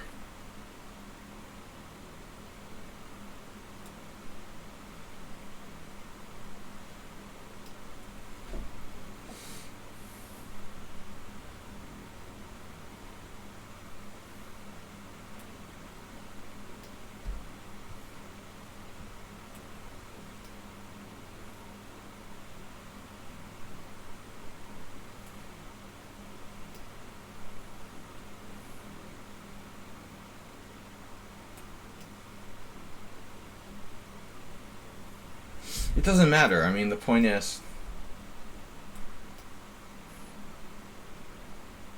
this guy's running around lichess with a thousand blitz rating, playing like a 2,000 player. That's not right. He should be banned from the site for rating manipulation.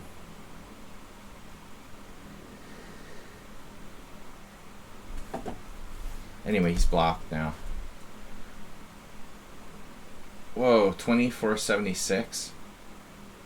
What was that? Was that a real game?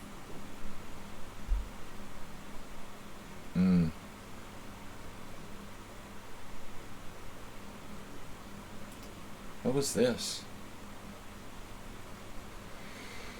Ooh.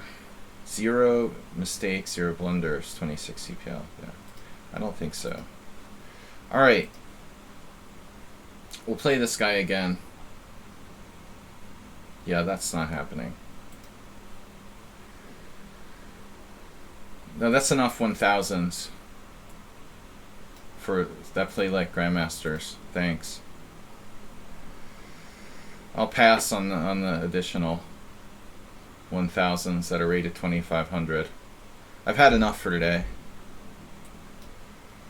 Especially the no mistakes, no blunders, perfect games. I remember that. Alright. Now another.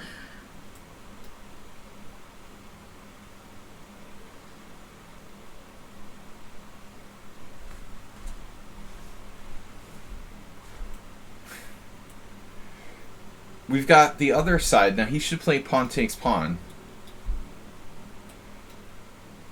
Knight takes is weak. Okay, it's solid, but it doesn't offer white any advantage.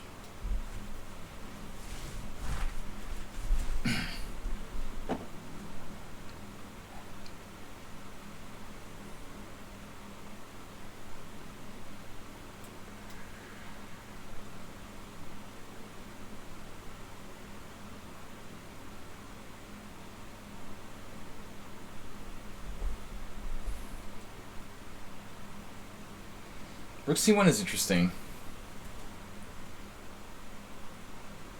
It's just okay. White has a passive but safe position here. I'm gonna just play d6. I could play d5 and equalize, but it sort of opens up his pieces, you know.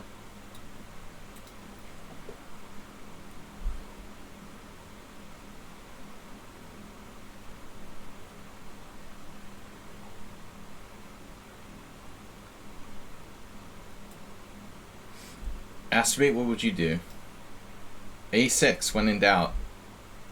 When you don't know what to do, play A6. That's the astrobate theory. I don't fully subscribe to that. But I think a6 might turn out to be a move in the future.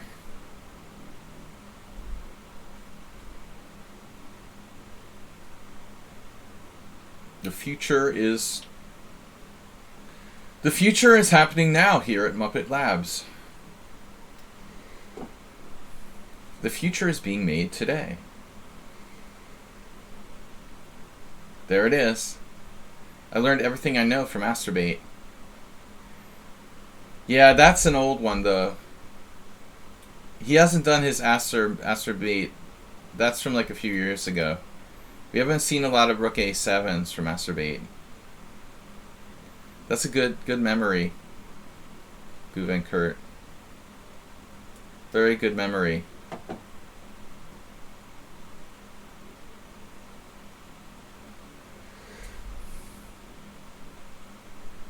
No, my counterplay is b5, but he's got a lot of pressure on that, so we need like 3 guardians of the galaxy. Queen a5 is also off. Now rook b8, interesting. So I have queen b6 here, or just the routine? Routine. The routine queen c7 looks kind of lame. I can play b5. Okay, we can play it like take b5. I've had similar positions in the c4 c5 symmetrical English. I think that black is a little preferable here. Something to play against in these slightly shaky pawns. Guven Kurt, welcome.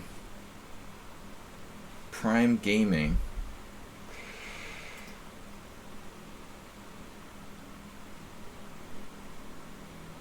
Now he's piling up. Better game this time from Ukraine. The Ukraine Lizard.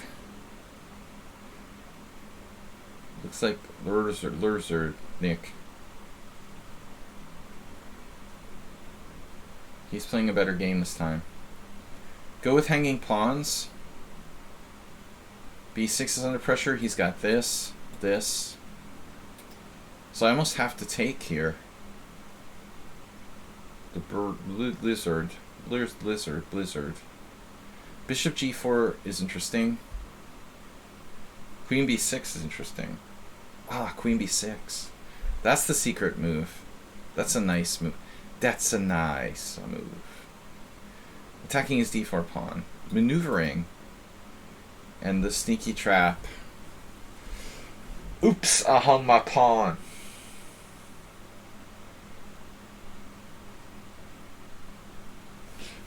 Yep. Now with c5. But now the situation is slightly different.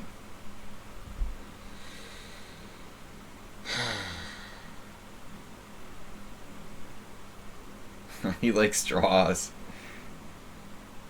I don't do draws in Blitz too much. In my simul games, maybe, if I'm short of time. I don't like the random Blitz draws. No need for that.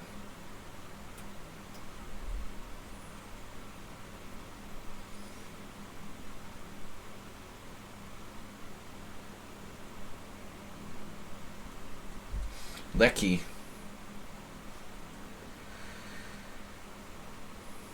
I don't know whether to call you Lokai or Leaf.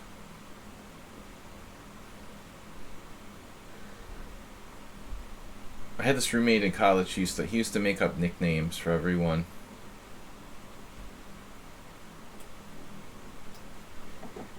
Everyone needs a nickname. Camel culture.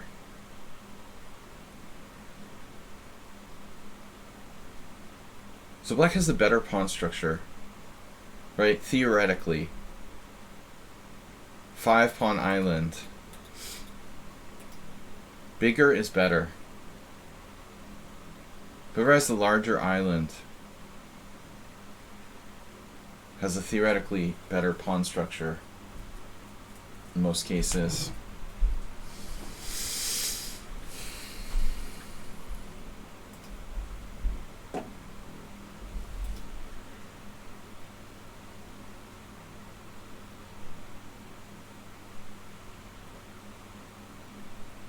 Where's our challenges? We lost all the challenges.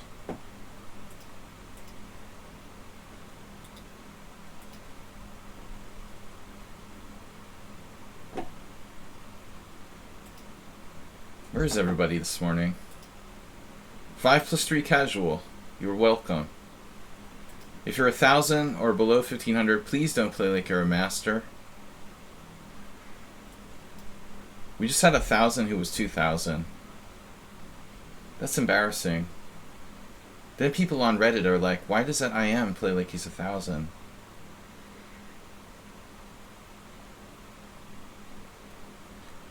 He can't even beat 1,000 player.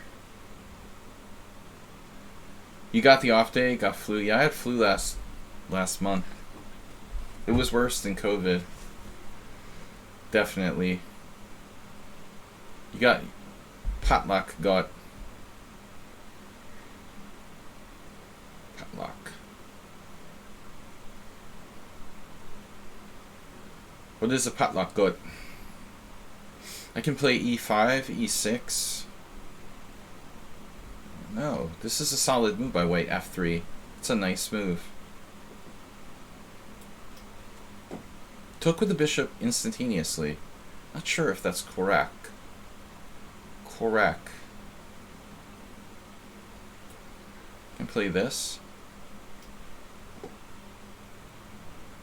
You need a permission slip to trade knight for bishop, or bishop for knight, I mean. I don't know about the bishop on d7, man. It's not that great. It just looks nice. Now white's showing some game here in the second game. He is 2,045 in 3 games of rapid. I'm not going to judge people as much by their bullet rating. But this guy's at least 1776. He's not like 1,000. 1,000 guy was... He was a scammer.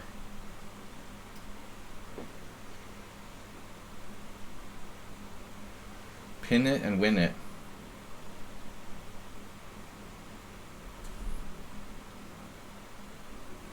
There's a problem. I'll have to play e6 now. minor problem. Well, I don't like that move by white though. There's no way he should release the tension there. Now he's worse. Although I guess I could have played f5. Maybe that's the point. I would have f5 eventually. So this is a great solid effort by white. He's legit 2,000.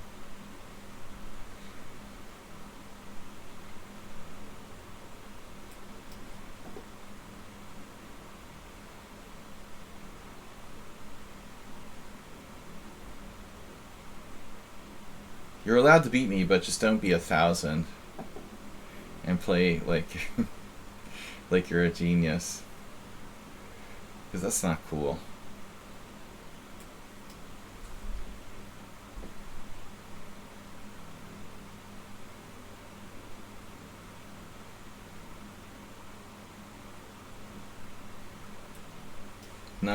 No draw. This is my bread and butter. Very small advantages, torturing the opponent with a small advantage. Yeah. Alright, I don't think this changes things dramatically. I'm willing to allow that exchange of bishops. Though any exchange of pieces isn't really great. I'm getting a little closer to a draw. Also had the rook c2 there that allows queen h6, so no. No, this is similar to my game with Ripon earlier.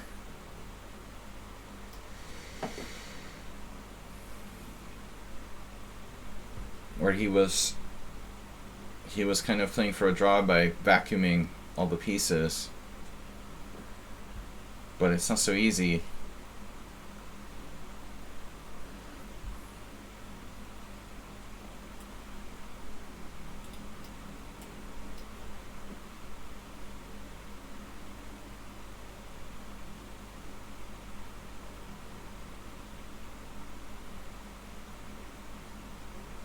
Blind Bandit 99. Stealer of blinds. Stealing from the blind. Giving to the sighted. Likely poker reference. Or maybe you're just blind. A blind thief. So, alright, Lecky F 7013. White collapsed there. There are a couple of draw first. He likes draws. I don't like draws, but I take them in longer games more. Blitz, I don't do a lot of draws. If it's draws, it's draw. If it's draw, it's a draw. I mean, I don't play for a win in a drawn rook endgame or totally drawn positions like rook against rook, opposite colored bishops. I hate people that do that. But I don't like accepting draws in Blitz. I'll play it out until the last chances are gone.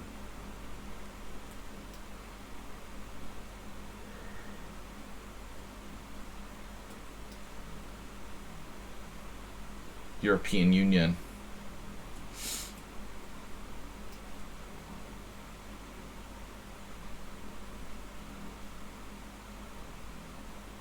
No! You dropped a piece with that move. Not the student of opening theory. Sent from the next table is his screen name. I wish I could challenge, but I am a very slow player, Blitz. Rapid is too fast for me. Oh, even rapid is too fast.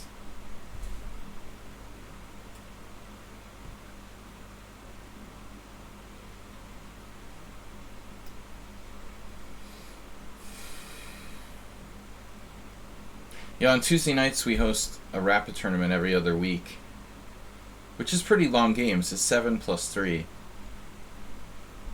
But you're doing the right thing, you know. If you're starting out, it's better to play longer games. People are wasting their time playing bullet chess, and most people play too fast. Potluck got. What does it mean, potluck? There are connections with Turkish and Hungarian because of the Turkish occupation here hundreds and hundreds of years ago. So sometimes I said this before many times, we see similarities.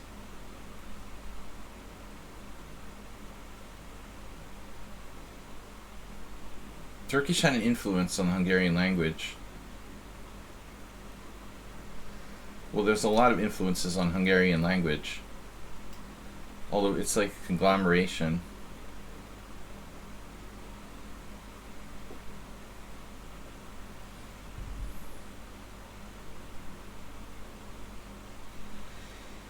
Fractured but whole.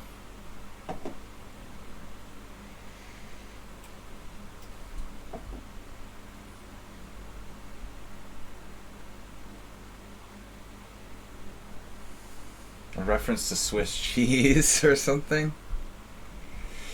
Alright. You know the sound of the word. The hard sound of the word. Like potluck.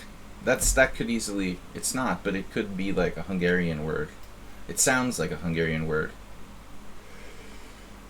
Patak, for example, is a Hungarian word. Similar sounding.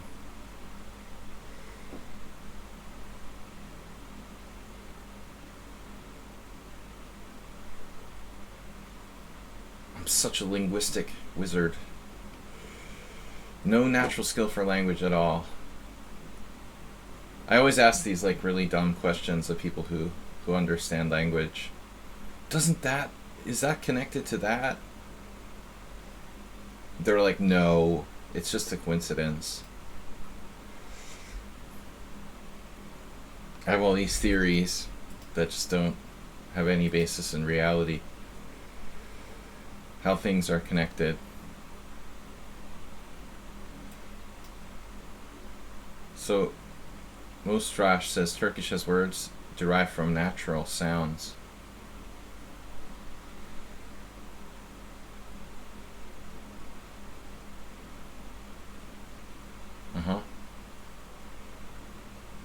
I mean, that's kind of similar to Hungarian, where the words are structured in like parts.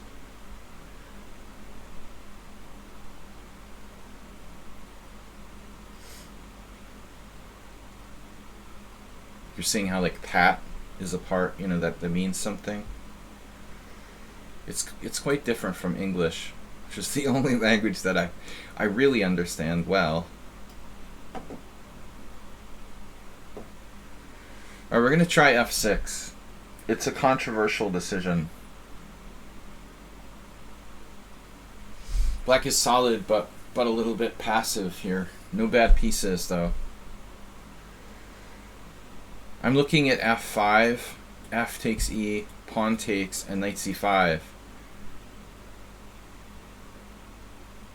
I'm hoping that my center wins the day.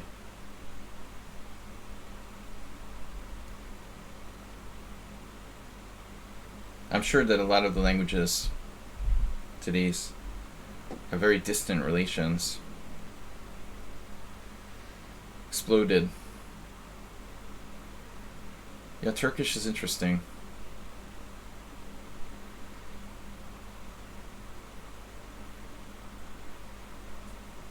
The Indo-European language tree.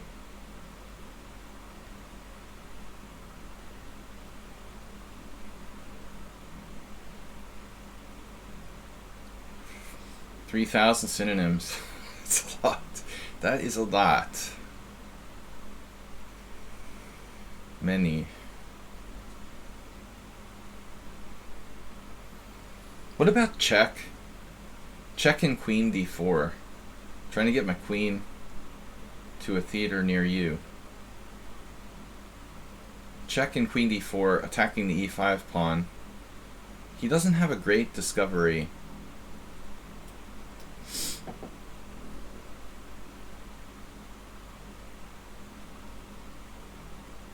I don't like him playing queen g4 on my e6 pawn. And we're also putting pressure on this.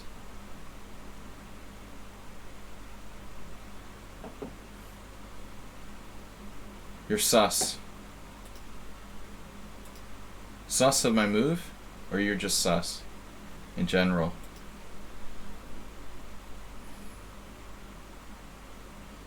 There was only one thing that bothered me about this position.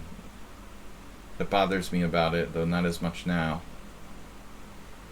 Like this this invasion down here, you know, eating his way into my pawn chain, though I doubt it's very good.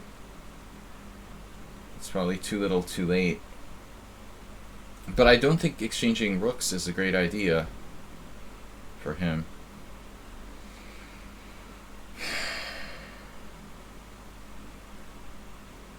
Virtually no back rank tricks. He still has this discovery.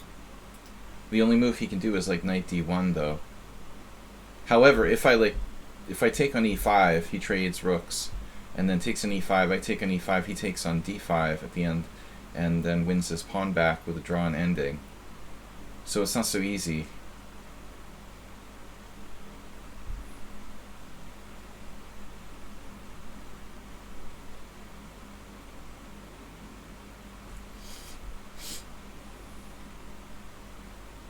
And I can't exploit the back rank weakness. Black should be much better here.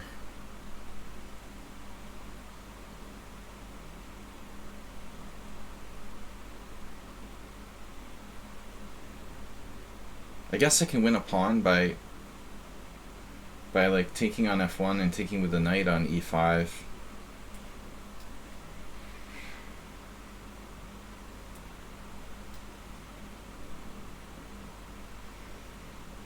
I didn't calculate. Oh, he's 1300. He's a good 1300. It seems to go. It's very. Well, my opponent. Well, he's nothing compared to the thousands that I play. He's only like mildly suspicious. So he miscalculated. You know, that's a surprising thing. Like, I think it's a lot harder to learn the strategic side of chess So I'm constantly surprised by people like this and the players who they play like a perfect game and then make some kind of, crazy tactical blunder. Because I think it's a lot harder to learn how to play properly strategic chess. Most people are like, okay, they're doing lots of puzzles, learning tactics, but they're like bad strategically in this rating range. But this guy is like good strategically or decent strategically, yet, he makes like a one-move tactical blunder. I mean, obviously it depends on what you've studied,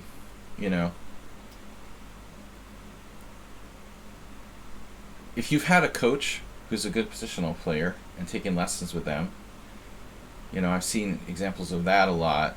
If people work with me, for example, they're going to tend to maybe be like this a little bit. I don't focus on making people do puzzles. I mean, that's up to you. I think you should do the puzzles as your own homework. You disagree strategy is easier for me to learn than tactics? Well, that's possible, but I still think you're in the minority, It just puts you in the minority. I mean, it doesn't count for everybody. So I've got check and check. There's nothing wrong with being in the minority, especially if you watched my stream a lot. It's no wonder. I mean, I don't really focus my game around tactics.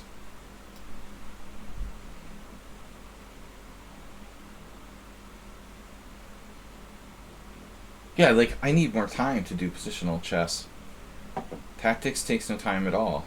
You just calculate and that's it, And the more you practice, the faster you get at it. I think certain people have certain talents. But I would still stand by my statistical argument.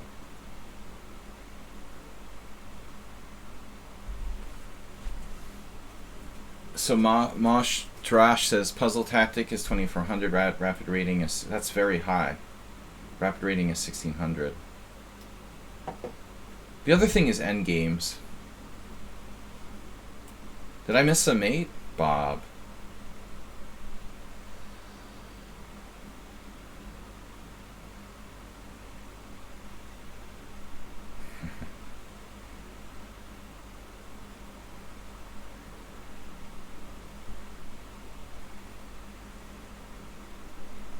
I mean, everyone has different philosophies about the game of chess.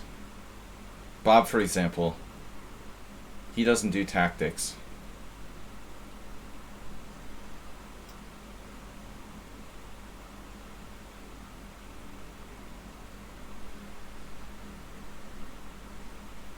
You do tactics, really?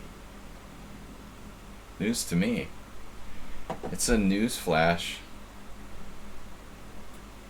Didn't think you did. Bob does Dallas.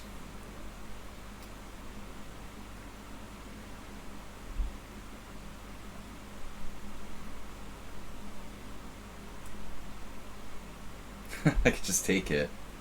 Alright. Alrighty, Bob. Where did that come from anyway, the expression, alrighty, Bob? Interesting question.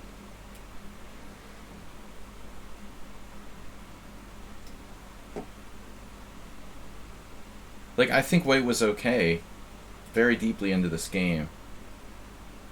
No siree, Bob. Maybe that's more common. So he's only minus 1.7 at move 15, and that's a mistake, apparently. D-king on f6 is better. Or queen g4. I missed this move. Now I have to play... Now I might have to change my plan. You see, that's the kind of thing, like, he's not looking for the tactical move. A good game overall, though. I mean, he made 2 blunders, but other than that, the 2 big mistakes, pretty decent for a 1300. Goovin Kurt subscribe with Prime.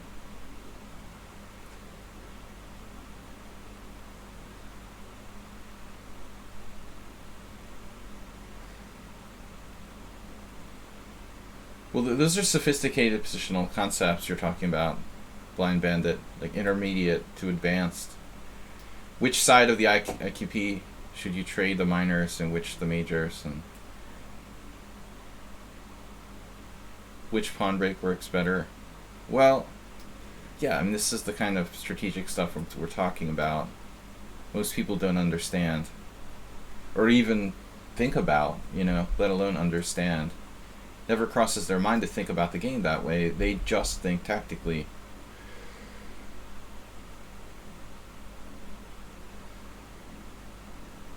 Well, there's many aspects to strategy. It's a very general term.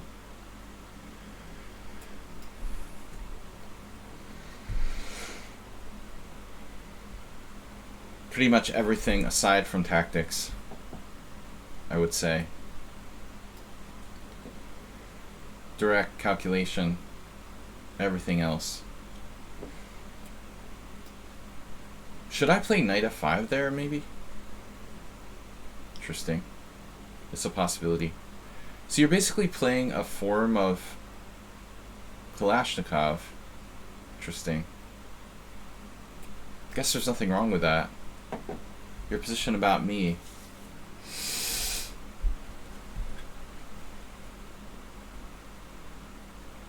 Terrifying to play against. Dr. Tripchance. Yeah, but I don't think you're that one-sided. I think you're really, I don't know, you're fast and you feel like you're, I don't think you're one-sided. You're quite good tactically.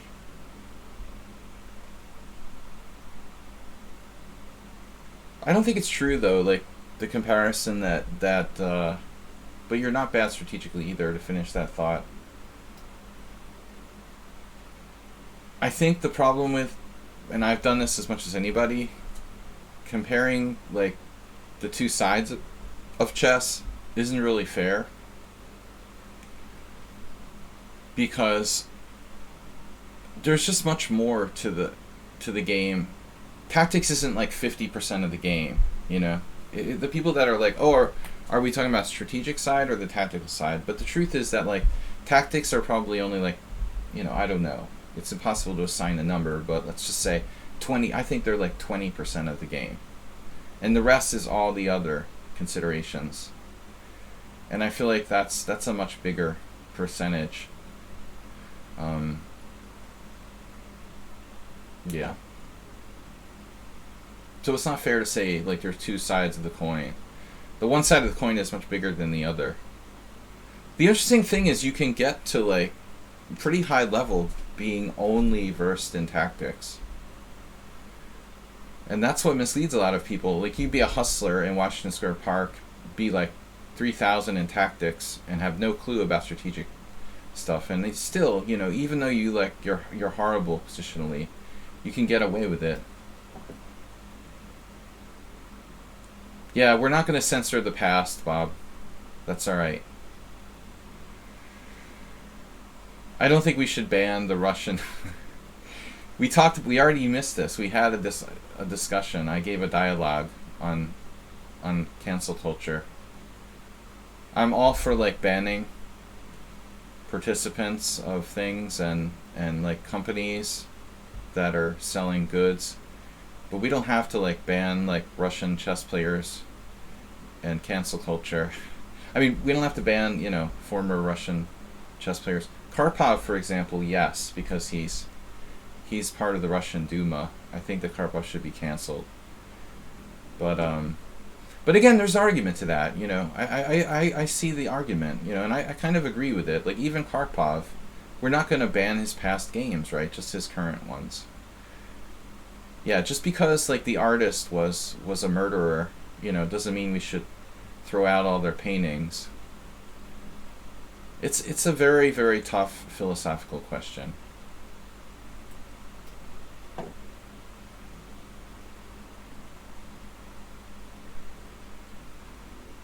You say we replaced Kasparov in the history books?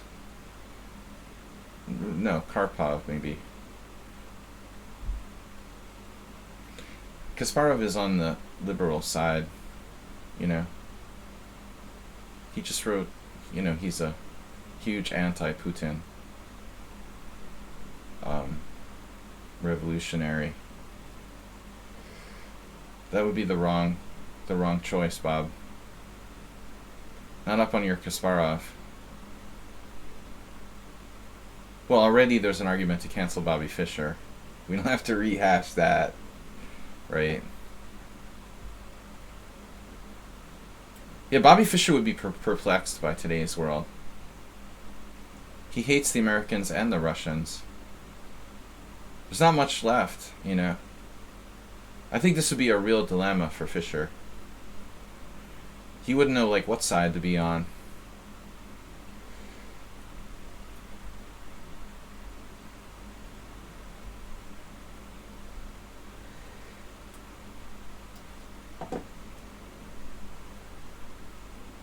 Focusing on Russians this month. Throw out your Stoli, Bob. Alright. So how do I defend best this kingside attack?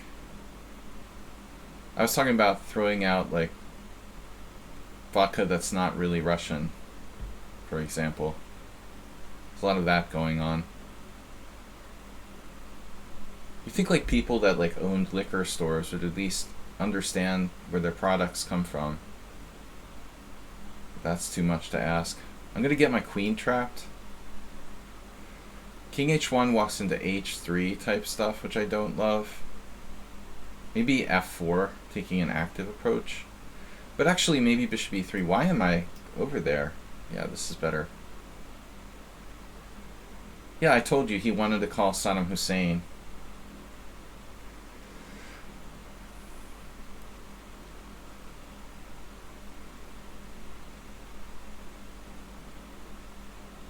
Yeah, he'd probably be somewhere in the Middle East. I don't know, man. Fischer ended his days in Iceland. A relatively neutral place.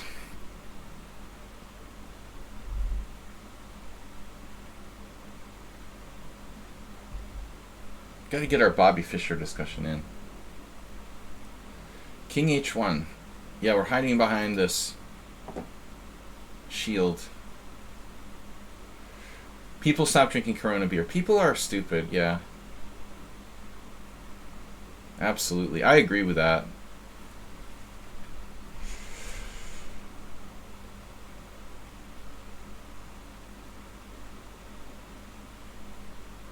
Guys, we've only got 15 minutes left, so I've got time for one more challenge after this. Blind Bandit. The other guy played 2 games already. Blind Bandit, you're challenging me to the wrong time control. By the way, you should challenge me to 5+3. Because Corona beer, yeah.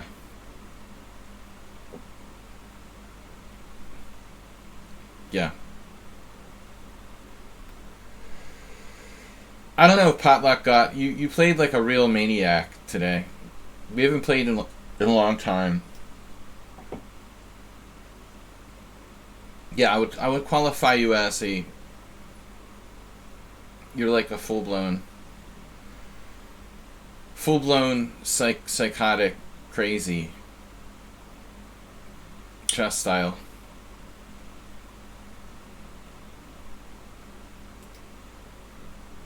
FIA with no games, 3-0. Alright, Lizard is not playing again. He played twice already. If Blind Bandit could re-challenge to 5+3, I would accept that challenge. Well, no. Just FIA. F1A. I need glasses, so forgive me if I misread your name. Yeah, I don't really want to play F3. I had the feeling that he could get a knight to F6 here and into G3, so I'd rather not do that. We've got to, like, find a way to get at the black king. It's not so easy. Maybe opening lines with C5 is a concept. Concept design. Now, he will eventually get Rook G8. And it's on its way, by the way. It is on its way now. That's not nice. Yeah, well, that's gone. I guess I should just take it. I mean, any pieces at this point. I'm up a piece, so any exchange is a good exchange. Pretty much. It's bad advice in general to say that, but in a practical sense, it's correct. He's got a lot of pieces out. I'm getting a little concerned here. F4? Rook G8 is on the way. Maybe I don't know, maybe I'm in serious trouble here. Not maybe. I am in serious trouble here. Wow, where did that come from? Like, big time.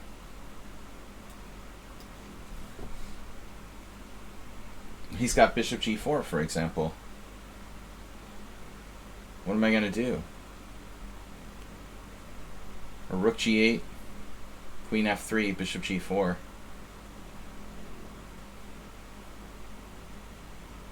He surprised us all. He has surprised us all with the latest move.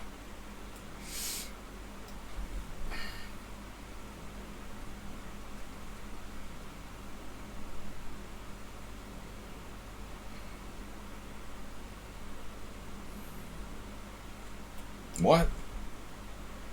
I think he thought, yeah, he just missed it. Yeah, that was getting a little scary. Last challenge for today.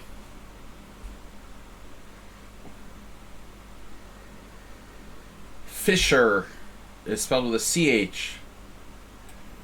Children.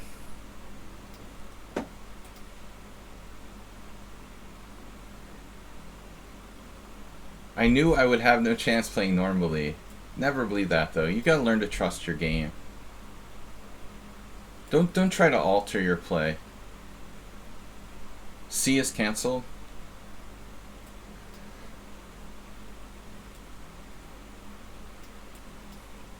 No, Z is canceled. That's the new gymnastic support letter for the Russian invasion of Ukraine. I don't know what the significance of it is exactly, but it's not C, it's Z that's canceled. I don't know the meaning behind that.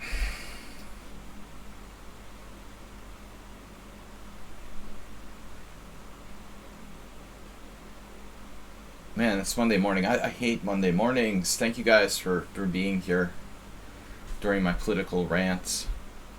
Bob, you missed my whole political rant today. I mean, it's so disappointing. Without a troll to really challenge me, it just wasn't right. We're back to the old line. The draw variation. That guy keeps challenging me, but I never play more than one game, and I gave him 2. He doesn't know the rules here. You got a challenge for me? Uh-oh. I gotta go.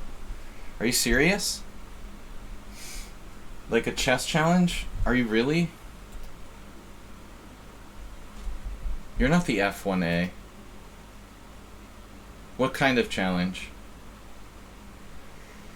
This is scary. Like a chess game challenge? You can challenge me. I would stay for you, Bob, not for anybody else. But only for you. You know I feel special toward you.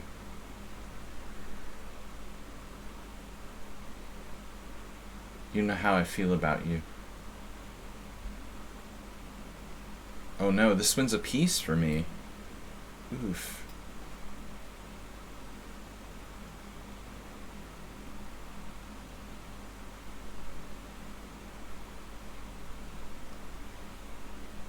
It's like, ew.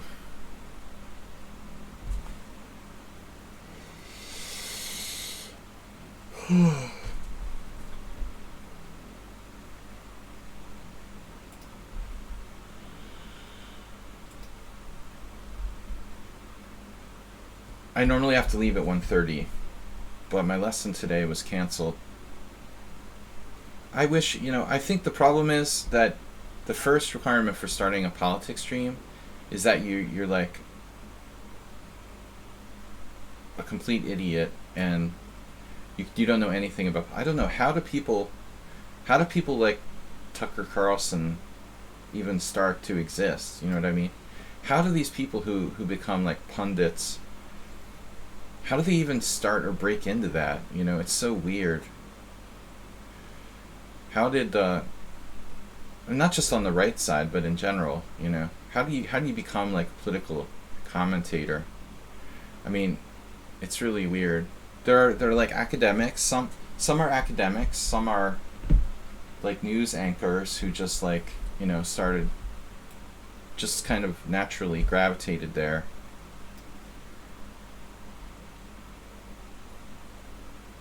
Your favorite, of course, who's been in the news lately. I don't think I would need a lot of media support. I mean, what are the qualifications for becoming a politics streamer? I guess is my question. Clearly, you don't have to go to Harvard, or have any sort of education. That's like you're saying, just be an effective communicator. So it doesn't matter what you know, it's how you communicate, right? That's the only skill that's important.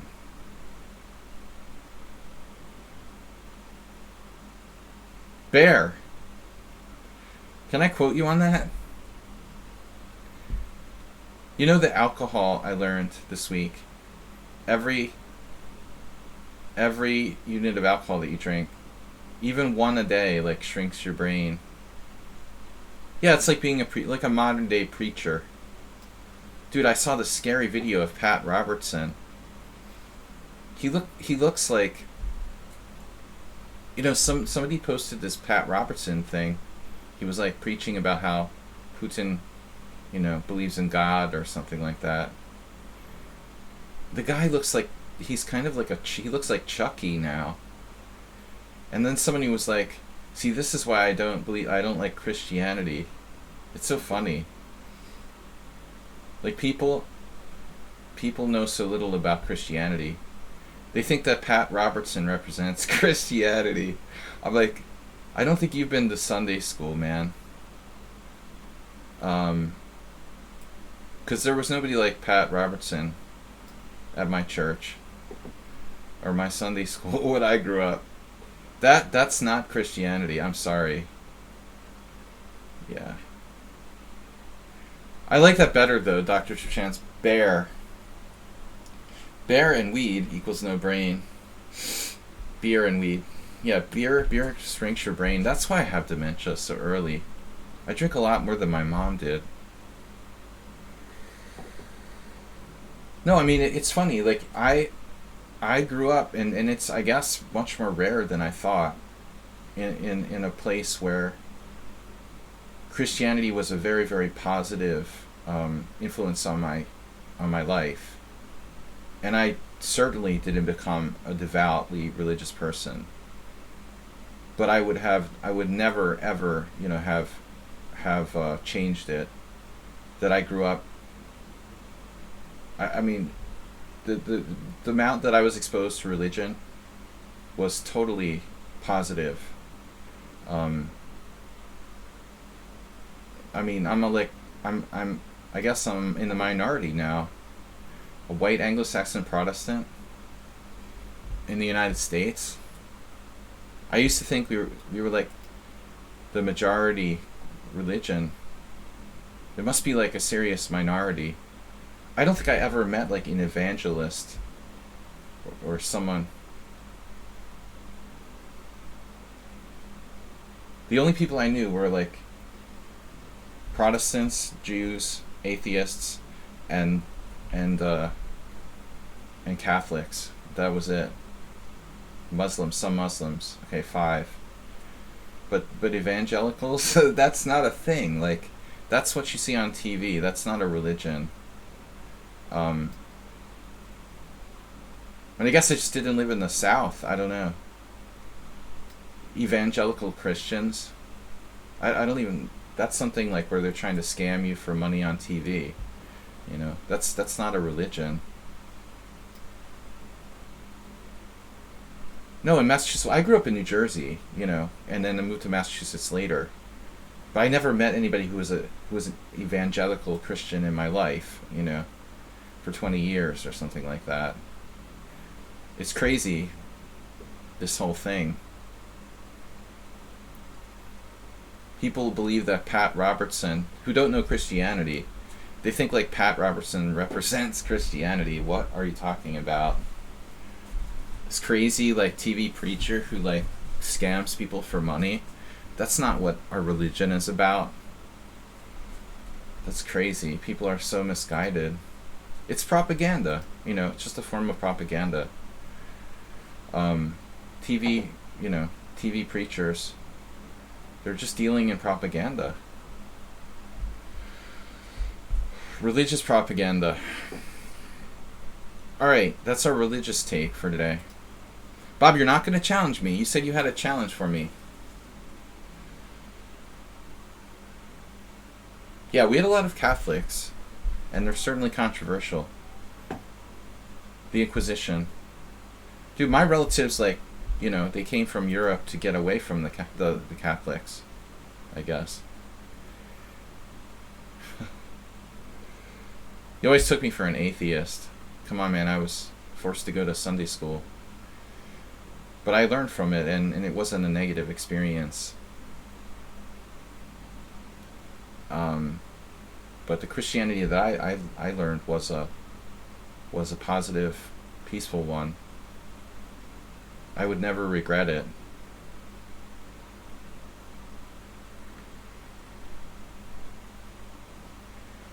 Yeah, the other day I was thinking I never really properly read the Bible, and most people certainly haven't, you know. But for someone who was raised with some religion, you know, I read very little from the Bible.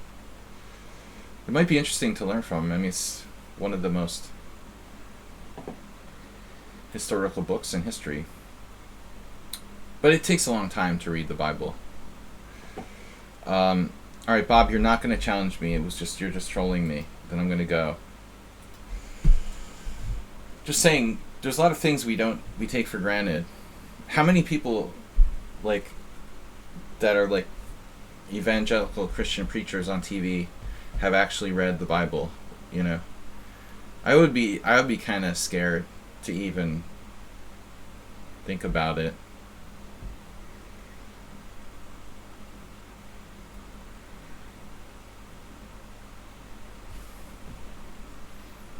And not everything about it is good. I'm not preaching Bible study here. I'm just saying as a historical book, you know, it's kind of important. Anyone who's a student of history should probably read the Bible and take away from it what you will, but it's still important, you know. I don't know it, you know, and I'm having discussions about stuff like views on religion. I should have studied theology more. I had one theology class in college, and actually that was very interesting.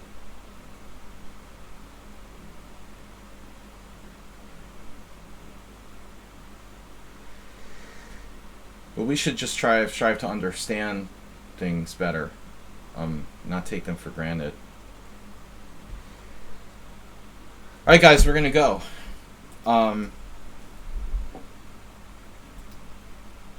That's it. No challenge from Bob. We will be back Tuesday night. I'm going to host a tournament. I think it's Blitz this week. We're due to have a Blitz tournament on Tuesday night. Tuesday night,